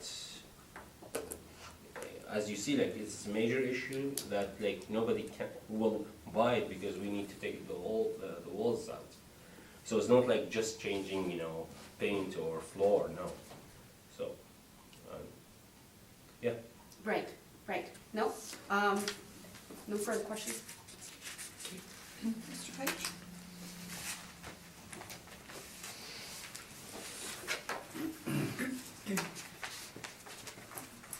What do you believe is the fair value? If for the whole building, like 400 something, yeah. And you come to that by what approach? To be honest with you, like if there's no value in it right now because this is a very big major issue now we have, and for me, I need to be fair, like give like a fair amount, but now there's no value at all because like nobody will buy it as is, and if you find out this issue, because this is gonna cost a lot of time. It's not just like the money; it's time. And it's changing the whole drawing from inside and the sides too, because when you're gonna put two layer from inside, it's gonna change the dimensions from inside. So Have you started the work? yes, I just start like getting some. I just saw quotations. the one estimate, And but has there- any now- work started in the building? Now we are working just today. And when do you expect that to be complete? No idea, and the thing is, like, we're gonna start with one unit Yeah. first to see how much gonna cost us in the end, because everybody gonna give roughly like number, but we're gonna start with first unit, and we see after that. There's no time estimate. Yeah, there's no accurate time to finish it. It's just an estimate. They said like month to 2 months. Yeah. Any other questions? I'm just needing a bit of clarification. I'm looking at a new build in 2017, and yet I'm looking at some sale years, subject to sale history. Yep. 78 in 203, 184, 230 in 2013. Was this an existing condo unit? No, because as an investor, you put your building in the market. Hopefully, someone will buy it as is, you know, like while you finish it, while you are working on it, and you're gonna show them the drawing, how it's gonna finish. Somebody will buy it lesser price than when you've done everything, right? So that's why we put it in the market. So these dates and sales values Yes, at the bottom of our sheet, of the assessor's sheet. Or maybe I should have asked the assessor. Yeah, those are just for my reference period. For Oh. 2017, we have to look at the sales between April 1st of 2012 and April 1st of 2014. So those are the sales we're looking at. For 2018 and 19, we have to look at the sales between 2014 and 2016. So that's where I'm getting my sales from. And these numbers, based on your not having this information that this gentleman, the Correct, applicant yeah, has provided. correct. Okay. My information is based on the units being completed and ready to be moved into. Okay.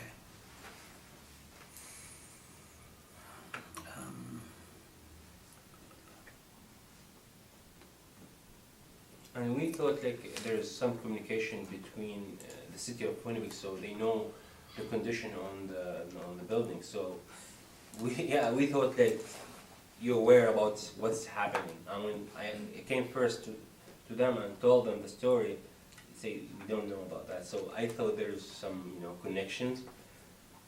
If this building there's some issues. We have access to the building permits, but we had no information that they had put a stop build on your property. Yeah, they stopped it. Yep.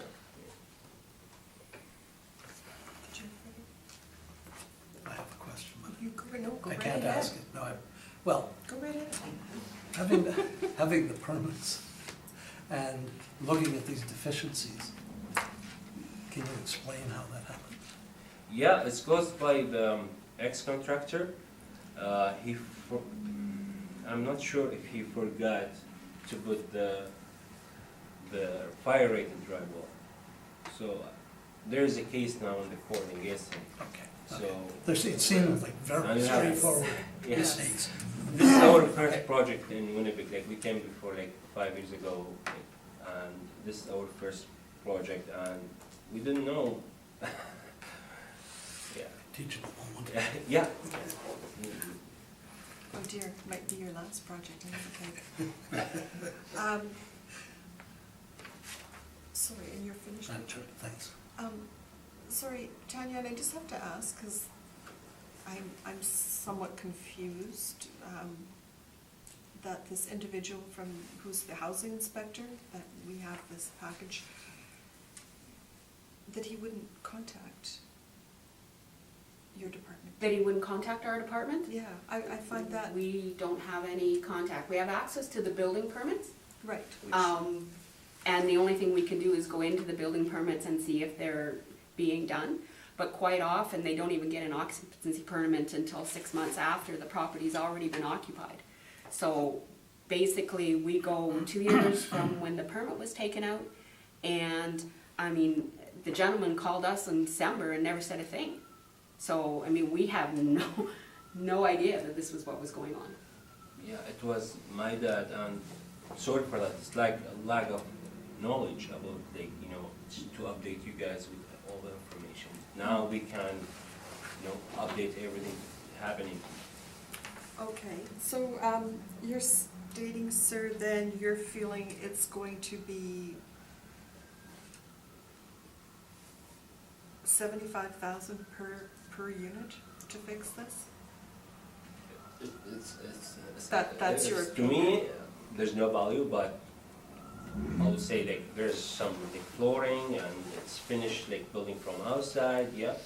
So when you pull out the kitchen and the bathroom cabinetry, you're gonna be able to reuse that, I'm assuming? Yes, they're gonna take it out Right. because they need to put a wall, so they Right. cannot put a wall while the cabinet is there, Right, right? right, And the right, bathroom right. too, so. But I mean, it's not constructed in such a way that they No, have no, to no, they- destroy things, they're no, gonna no, be able they to don't. take it out. Hopefully, because we don't know anything yet, we can start with the first unit and hopefully.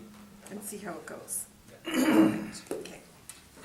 And you're thinking this work is going to take 2 months 1 month to on all 4 units?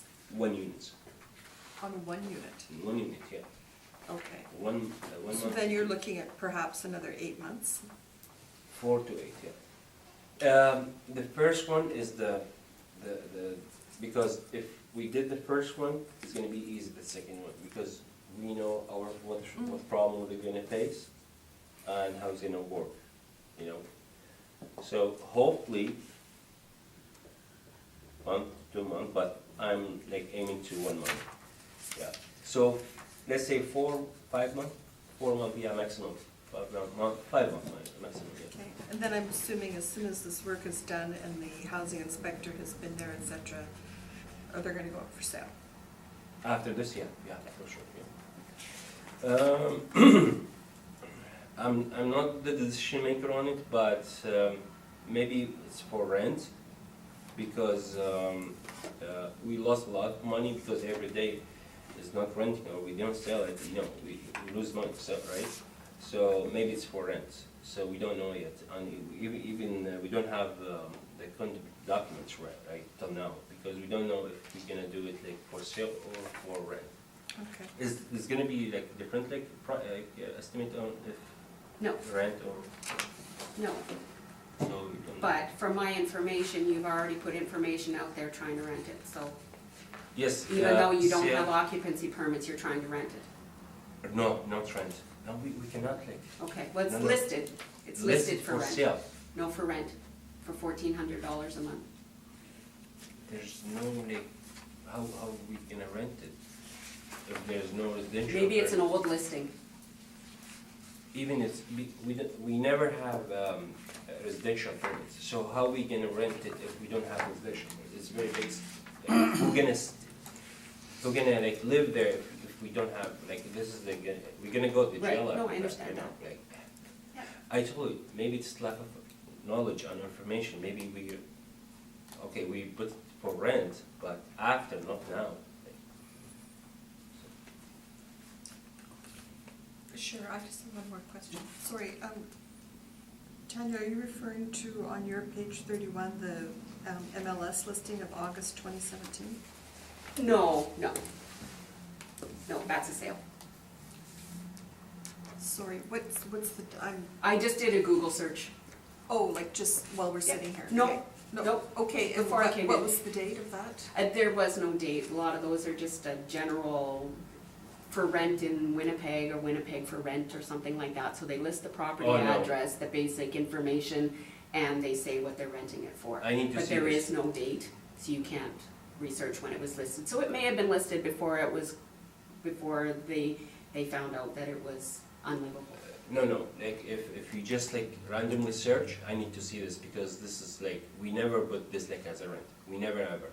And if you find, please, can you provide me with picture or something, because who put it for rent? Well, I don't know, Not us. there's lots of websites out there that pick Yeah, stuff but up, so. I cannot like, Yeah, no, and I'm just saying, you said that it's not occupied, and no, I'm never, believing yeah. that, No, Yeah. but we didn't know that at the time. Okay. So my other quick question to you, sir, is these emails that you had provided from the home inspector, they're dated November 2017? This is the recent one. We have from 2016. Okay. Sorry, so, well, the ones we've got here are, 2017, yeah. right, so I guess I'm just wondering if that was, Unit 1, Unit 2, That Unit was 3, like- Unit 4. that was, 13 months ago, so I guess I'm just wondering, so Oh. you knew back then it was, This problem back from 2016. We put a lawyer to take care about that, and for some reason, he never respond to our emails, so we put another lawyer to sue this lawyer. So it is, what can I say, like, this problem from 2016, and always we have professional, and we hire wrong people, because I know it's a very long time, but from 2016, we did nothing to the building. We just closed the building. okay. We close the doors and that's it. And we communicate with the city all this time. I can provide you with, if you want, guys, the emails back to, from 2000, end of 2016. Okay, but you, when you say communicating with the city, you're communicating with the, The house The housing- inspector. the housing And, inspector. Okay. not Jason, there's another, it's not with me now, because she asked about the site report and, we sent the site report and it was not enough for her, so like, yeah, okay. it's a long process. And you had another question? Yeah, that was one of them. Oh. The second question, you talk about business loss, financial loss. Do you have insurance that covers all of that? No. Okay. That's, I'm done. Okay, Can I make a summary statement? absolutely. Okay. In light of the new information that has been presented, I've reviewed the information, and although I believe our comparables are correct for finished units, they would not be in effect for this property. I've used a conservative estimate of $50,000 per unit, plus the purchase of, so I took $225, subtracted the 50 off of it, so I've reduced it to $175,000 per unit. And that would be $700,000 is what my recommendation would be. That will stay in place till the end of 2019. At such times, 2020, we would be looking to put it back up to 100%, depending on whether it's finished or not. So, sorry, 700,000 then for all 3 years? Yes. Yeah, I think there's only about $20,000 difference between the 17-year and the 18-year. So Yeah. if you wanted to go 675 and 700, that would be my recommendation. That's giving $50,000 for each unit per year. But unfortunately, we would have added it back in 2017 regardless of when it was finished. They're assessed as bare shells if that's the condition they're in. So knowing that that's the condition that it's in, we are willing to allow for that. Okay? Thank you. Thank you, sir. Thank you.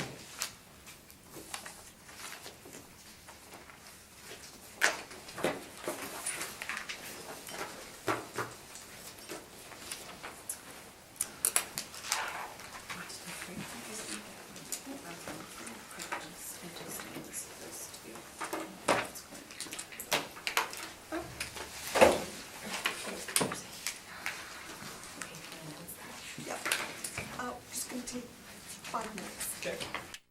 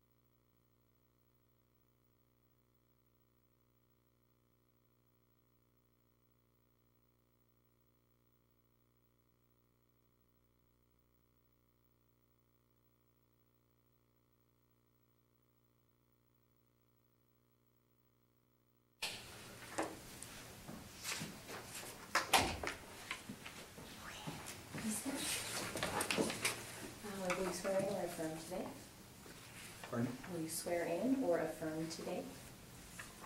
Bible or just Yeah, say? swear. Okay. Please state your name. Gary Rack? Do you swear the evidence you'll present today is the truth, the whole truth, and nothing but the truth to help you God? Yes, I do. Thank you. Do you have anything to distribute to the panel? Right there. Thanks.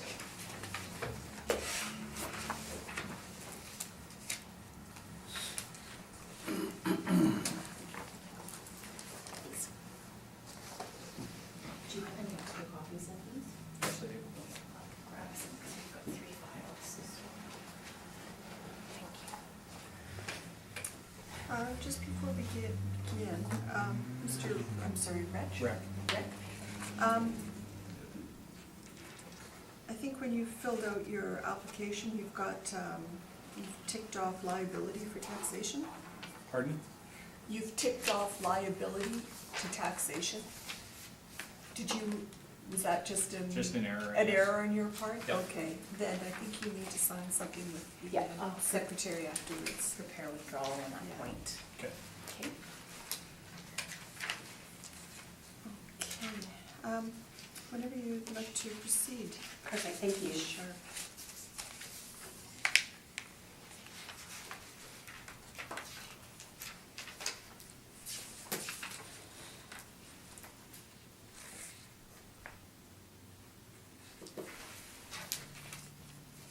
Okay, subject property is parcel ID 140515750000.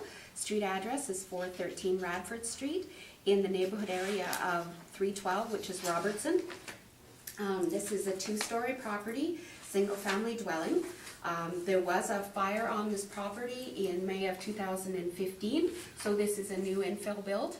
The property was completely taken down to the ground and rebuilt as a new property. The living area of the property is 1352, full basement finish. It has 2.5 baths, and it has a detached garage built in 2017 of 528 square feet. Lot size is 4,300 square feet. And for 2017, we have that property assessed at $313,000, which is $231.51 per square foot. Okay, we are going to be making a recommendation after reviewing the comparables to reduce that assessment from 313 to 293, which is about $216.72 per square foot. Again, because we're dealing with 2017, all sales are between April 1st, 2012 and April 1st, 2014. The first comparable sale is a 2-story property built in 2013, very close in square footage, no basement finish and no garage. That property sold for $269,900. So if you take the $269,900 and add in for basement finish and garage, we're coming fairly close to the $293 assessment. The second property is 30 Caskia Cove, and that property was built in 2006. Larger property at 1485 with a full basement finish. It has an attached garage of 420, and that property sold for $360,000 in September of 2012. The third property is 42 Morongo Cove. That property is again a 2-story property built in 2009, 1610 square feet, and it has a attached multiple car garage of 440. That property sold for $350,000 in October 2012. And the final property is at 520 Templeton. That property is a 2-story property built in 2011, 1711 square feet, no basement finish on that property. It does have an attached 440 square foot garage. This lot is larger, but it also is on Templeton, which is a busier street, so that would be a detriment traffic influence with the bus route. And this property sold for $380,000 in April of 2013. You will notice that although ages are fairly close, the oldest comparable is 2006. I did have to go a little bit outside the area. I tried to stay as close to Robertson as I could, and their properties are also a little bit larger, especially comparable 3 and 4. This again is a result of it being an infill property. Most of the properties in the area are not of that age, so the only thing we can find is properties that are reselling. Okay, the comparable properties for 2018 and 19 will be taken from April 1st, 2014 to April 1st, 2016. For 2018-19, we have the property assessed at $318,000. I'm making a recommendation to reduce that assessment from $318,000 to $298,000, which is about $220 a square foot after reviewing the comparables. Comparable 1 is located in Jefferson area, 2015, similar size, no garage. So it sold for $285,000 in October of 2015. So if you add in the garage, we are very close to our $298,000 value. Comparable 2 is on 660 Swales, I believe that's how it's pronounced. Swales, okay. And that property was built 2010, is a little larger at 1561, full basement and an attached garage. That property sold for $420,000 in January of 2016. Another property in Jefferson, 2-story, 2014, little bit larger at 1520, no basement finish, no garage again, sold for $280,000 in March of 2016, pretty much right on the reference date. So if you add in the garage and the basement finish, we're sitting pretty much right at $298,000. And again, at 479 Swales, 2008, again, a little bit older, little bit bigger, and basement finish and an attached multiple car garage. That property sold for $420,000 in June of 2014. So I'm asking that you take into consideration my recommendations for the property values for 2017, 18, and 19.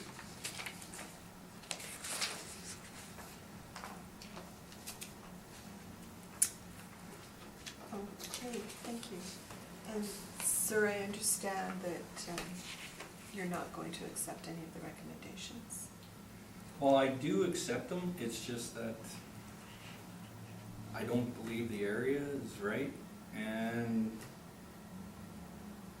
I kind of want the board to look at the whole picture and not just the 2 years, because I believe the city fell flat when the permits were taken out, the assessment was done. Not until the assessment gets done, I appeal the assessment. Oh, okay, so we'll just hear your Okay. case then. So do you have any questions of the assessor of the information she's just provided? Well, just that we're talking 2 different areas. We're talking the north end, and then we're talking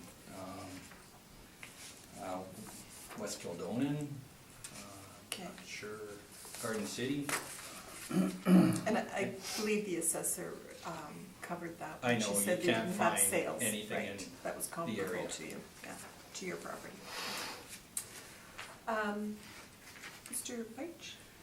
So you've already touched on part of this, but could you maybe highlight for us which may be the better of the 4 comparables in each case? I believe in each case I probably put the best one to the comp one. Yeah. I believe is generally what I did. I know in the case of comp number 4 for 18 and 19, I mean, that's getting reaching. Yeah. Unfortunately, we have to have 4, and that was Yes. the best I could find.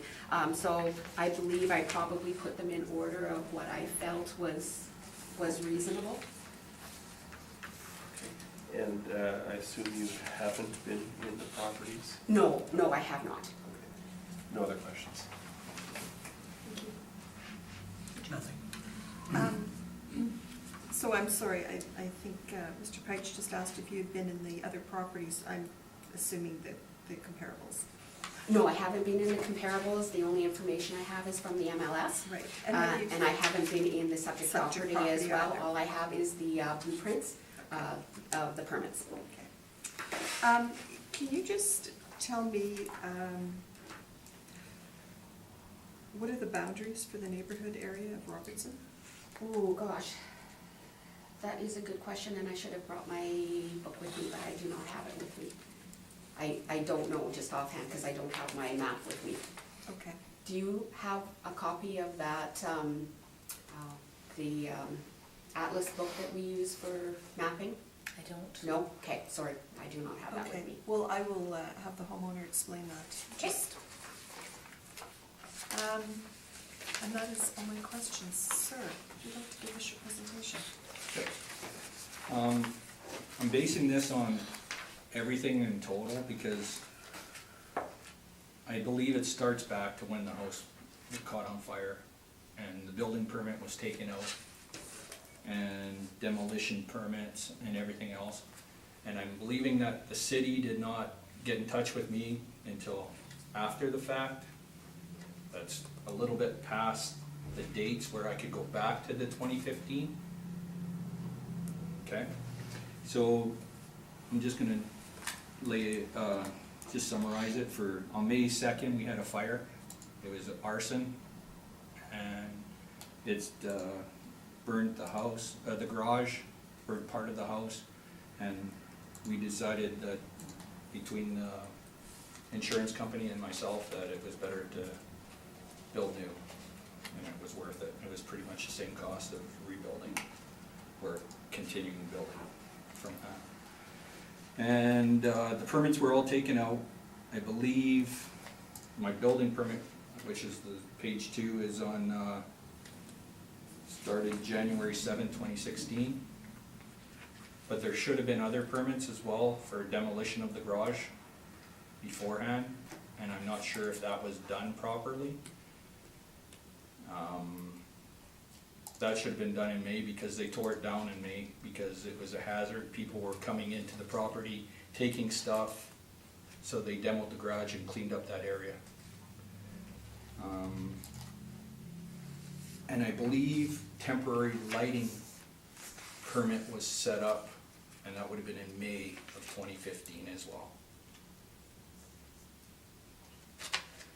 And then after that, we built the house. The house was completed, or semi-complete, in July of 2016, and we moved in at the end of July. So from that time, from May to June, I still paid, or for a year, I still paid full taxes on the house that wasn't there. 2016,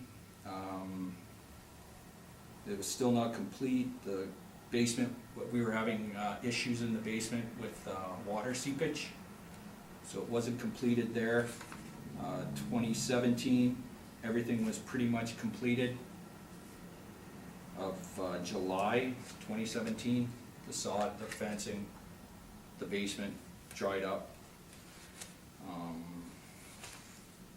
And I still continued to pay full taxes on that property for what it was valued at. Then on page 6, the property assessment. This is for 2018. This is when I was already living in there, and this is, the permits and everything should have already been assessed. This is still valued at $201,000, where now the city is saying it's worth 200 and, actually right now it's 313,000.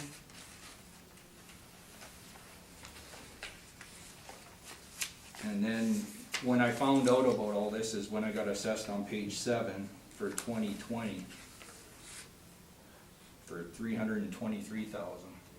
And then that's when I went to the board I phoned for an appointment to meet with the assessor, and they assessed it at 310. And Just to then- clarify, when he was talking about the 2020, he came to the preview program and spoke with an assessor at the community center, and they reduced it to 310 for 2020. Correct. That has no influence on on this. Right. On 17, 18, 19. Right. He just gave him 2020 going forward. Right. And what I'm saying is that after I did that, 3 days later, I went to the mailbox and they already had this assessment and taxation department. And they moved pretty quick on that, I'd say. And it took them years to figure out that I was building a new house before that, when the permits and everything was in at the city. And as for proof on the last pages, on page 11, that's in 2016, the yard and everything. And then on the back is completed on 2017. So I'm not saying the assessor's value for 298 and 293 are fair. I believe I should pay my fair tax, but I'm hoping that the board goes back and looks at everything as a whole, that I paid tax on no property, and I'd like that to be taken into consideration.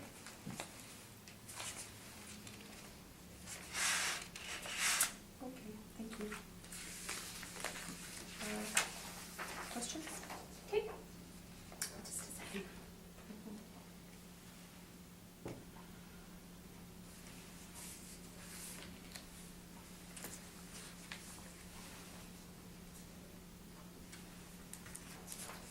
Okay, the only question I have is we're dealing with 17, 18, and 19. We're not dealing with 2016. The appeal date, 4/16 is passed. He received all of his documents to his property.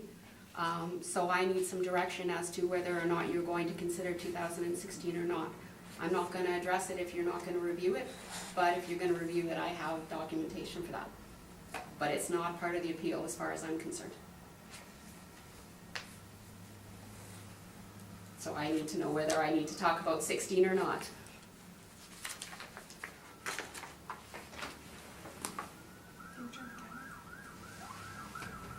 I do have a second issue as well. On the information that we received from the Board of Revision when he applied for his appeal, the appeal is stamped December the 20th of 2018. And at that time, he signed a document saying that he had not received his 2017, 18, and 19 documents prior to December the 13th of 2018. He has just admitted he did receive those documents back when they were sent to him in November. He was late on his appeal. He really shouldn't even be, the appeal shouldn't even be allowed. Can I respond? Well, I'm just gonna say that you're talking about, you're feeling that this appeal that we're looking at right now for The these 17, 3 years, 18, and 19, yes. because that is up to the city clerk, sorry, I'm pointing your way. That's, Right. so they are the ones who accepted the documentation. Based on something that he lied about, because we've got paperwork here that he signed saying that he didn't receive his documents, and he just said he did. Which one's from November? For 17, 18, and 19. The past ones?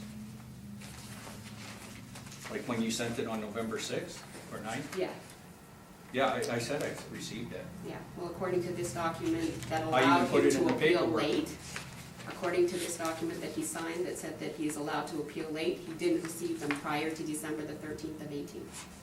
And he's saying he received them on November the 9th. Well, that could be a misunderstanding because I had called the city 311 and they had told me they would cut somebody to call. That's the first week. The second week I called again.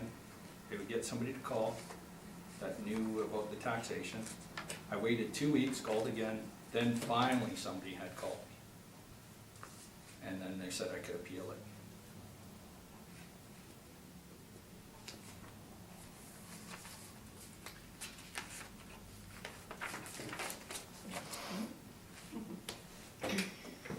Does anyone else have anything to say? Yep. No.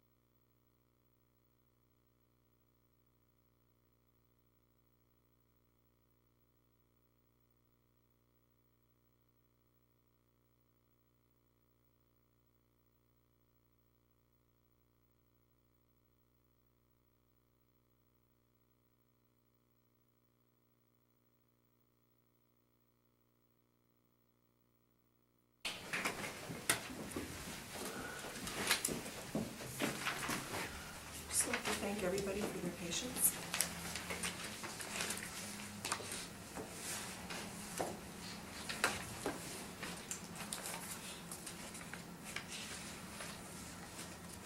So, Mr. Reich, I would just like to confirm with you that when you went to the preview program,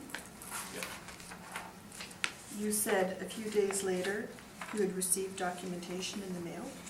Yeah, these notice of change.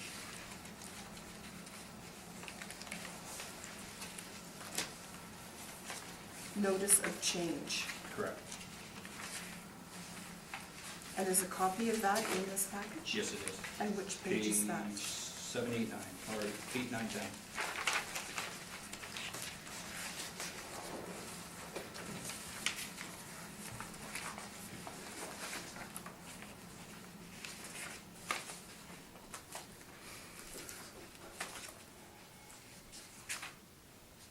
So it was your tax.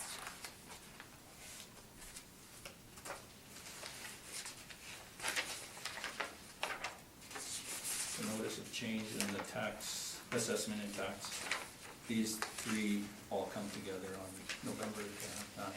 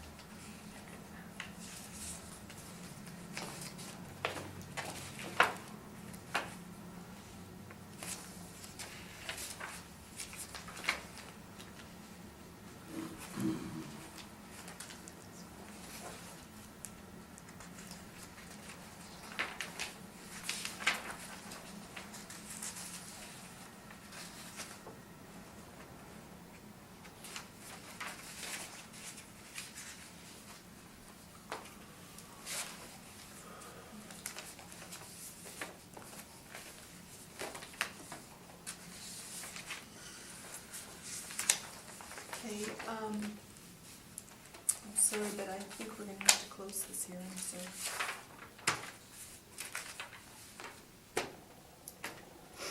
Why is that? Well, because you signed an affidavit saying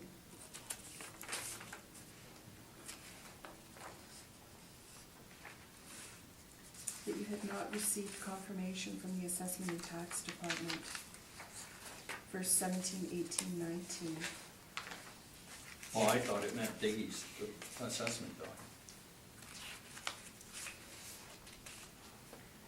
For it being raised up, I didn't think it was this. Because I told 311 it was exactly this. I got it on the 9th.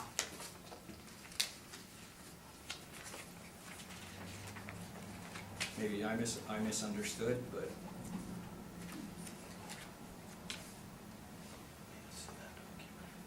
Mhm.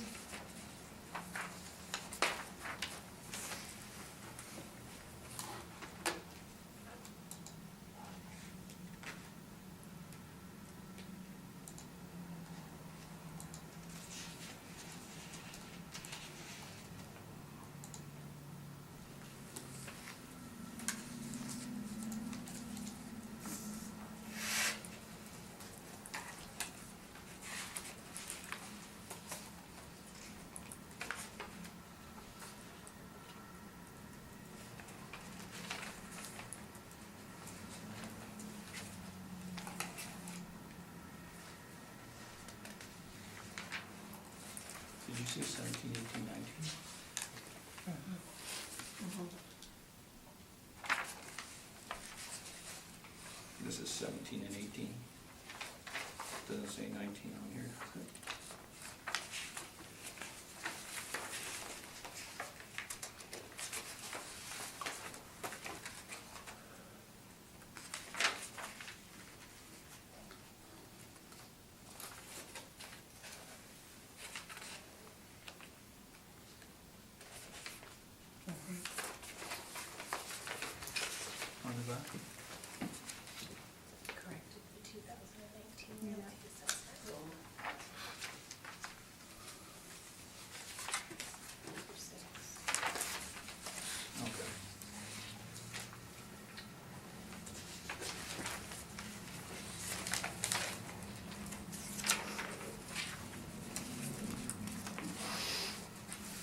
see that affidavit?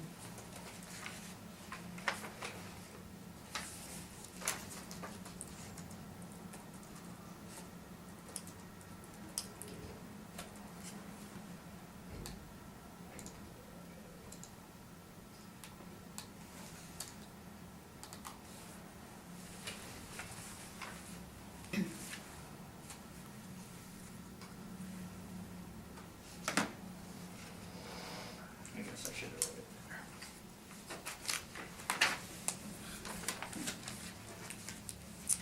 Okay, All right, thanks. Thanks for your time. thank you for coming out. Leave it with us.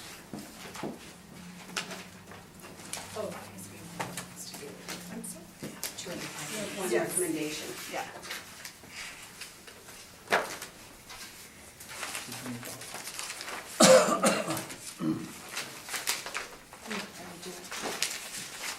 Two. This is just letting you know we're withdrawing the liability request you have made on applications. You just put your signature to it.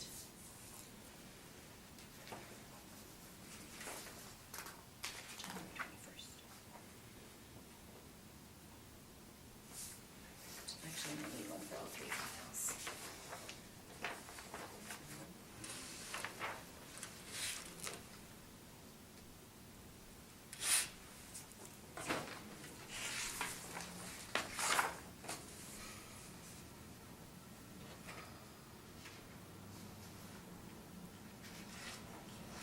Thanks.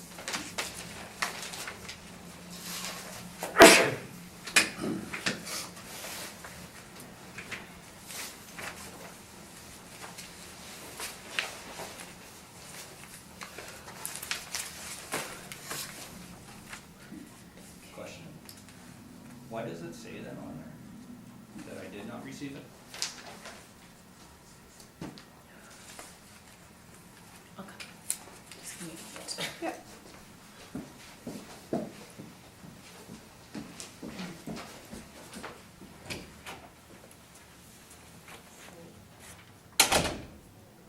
Could today have got any more complicated?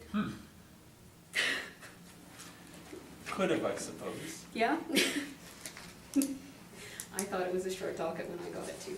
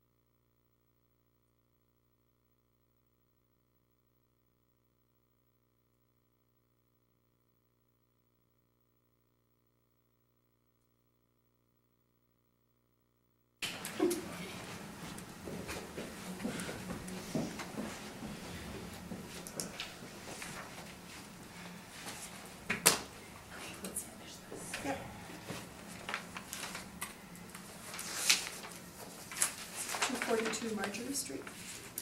Okay, subject property is parcel ID 07-021-420000-242 Marjorie Street. The subject property is assessed at $161,000 for 219. I am making a recommendation to reduce the 2019 assessment from $161,000 to $126,000 to better represent the condition and the market value as of April 1st, 2016. Full inspection was done on January the 15th of 2019. Recommendation was accepted by the homeowner by email on January 15th, and I have a copy of that for you. Thank you. I'll grab it. Okay? Thanks.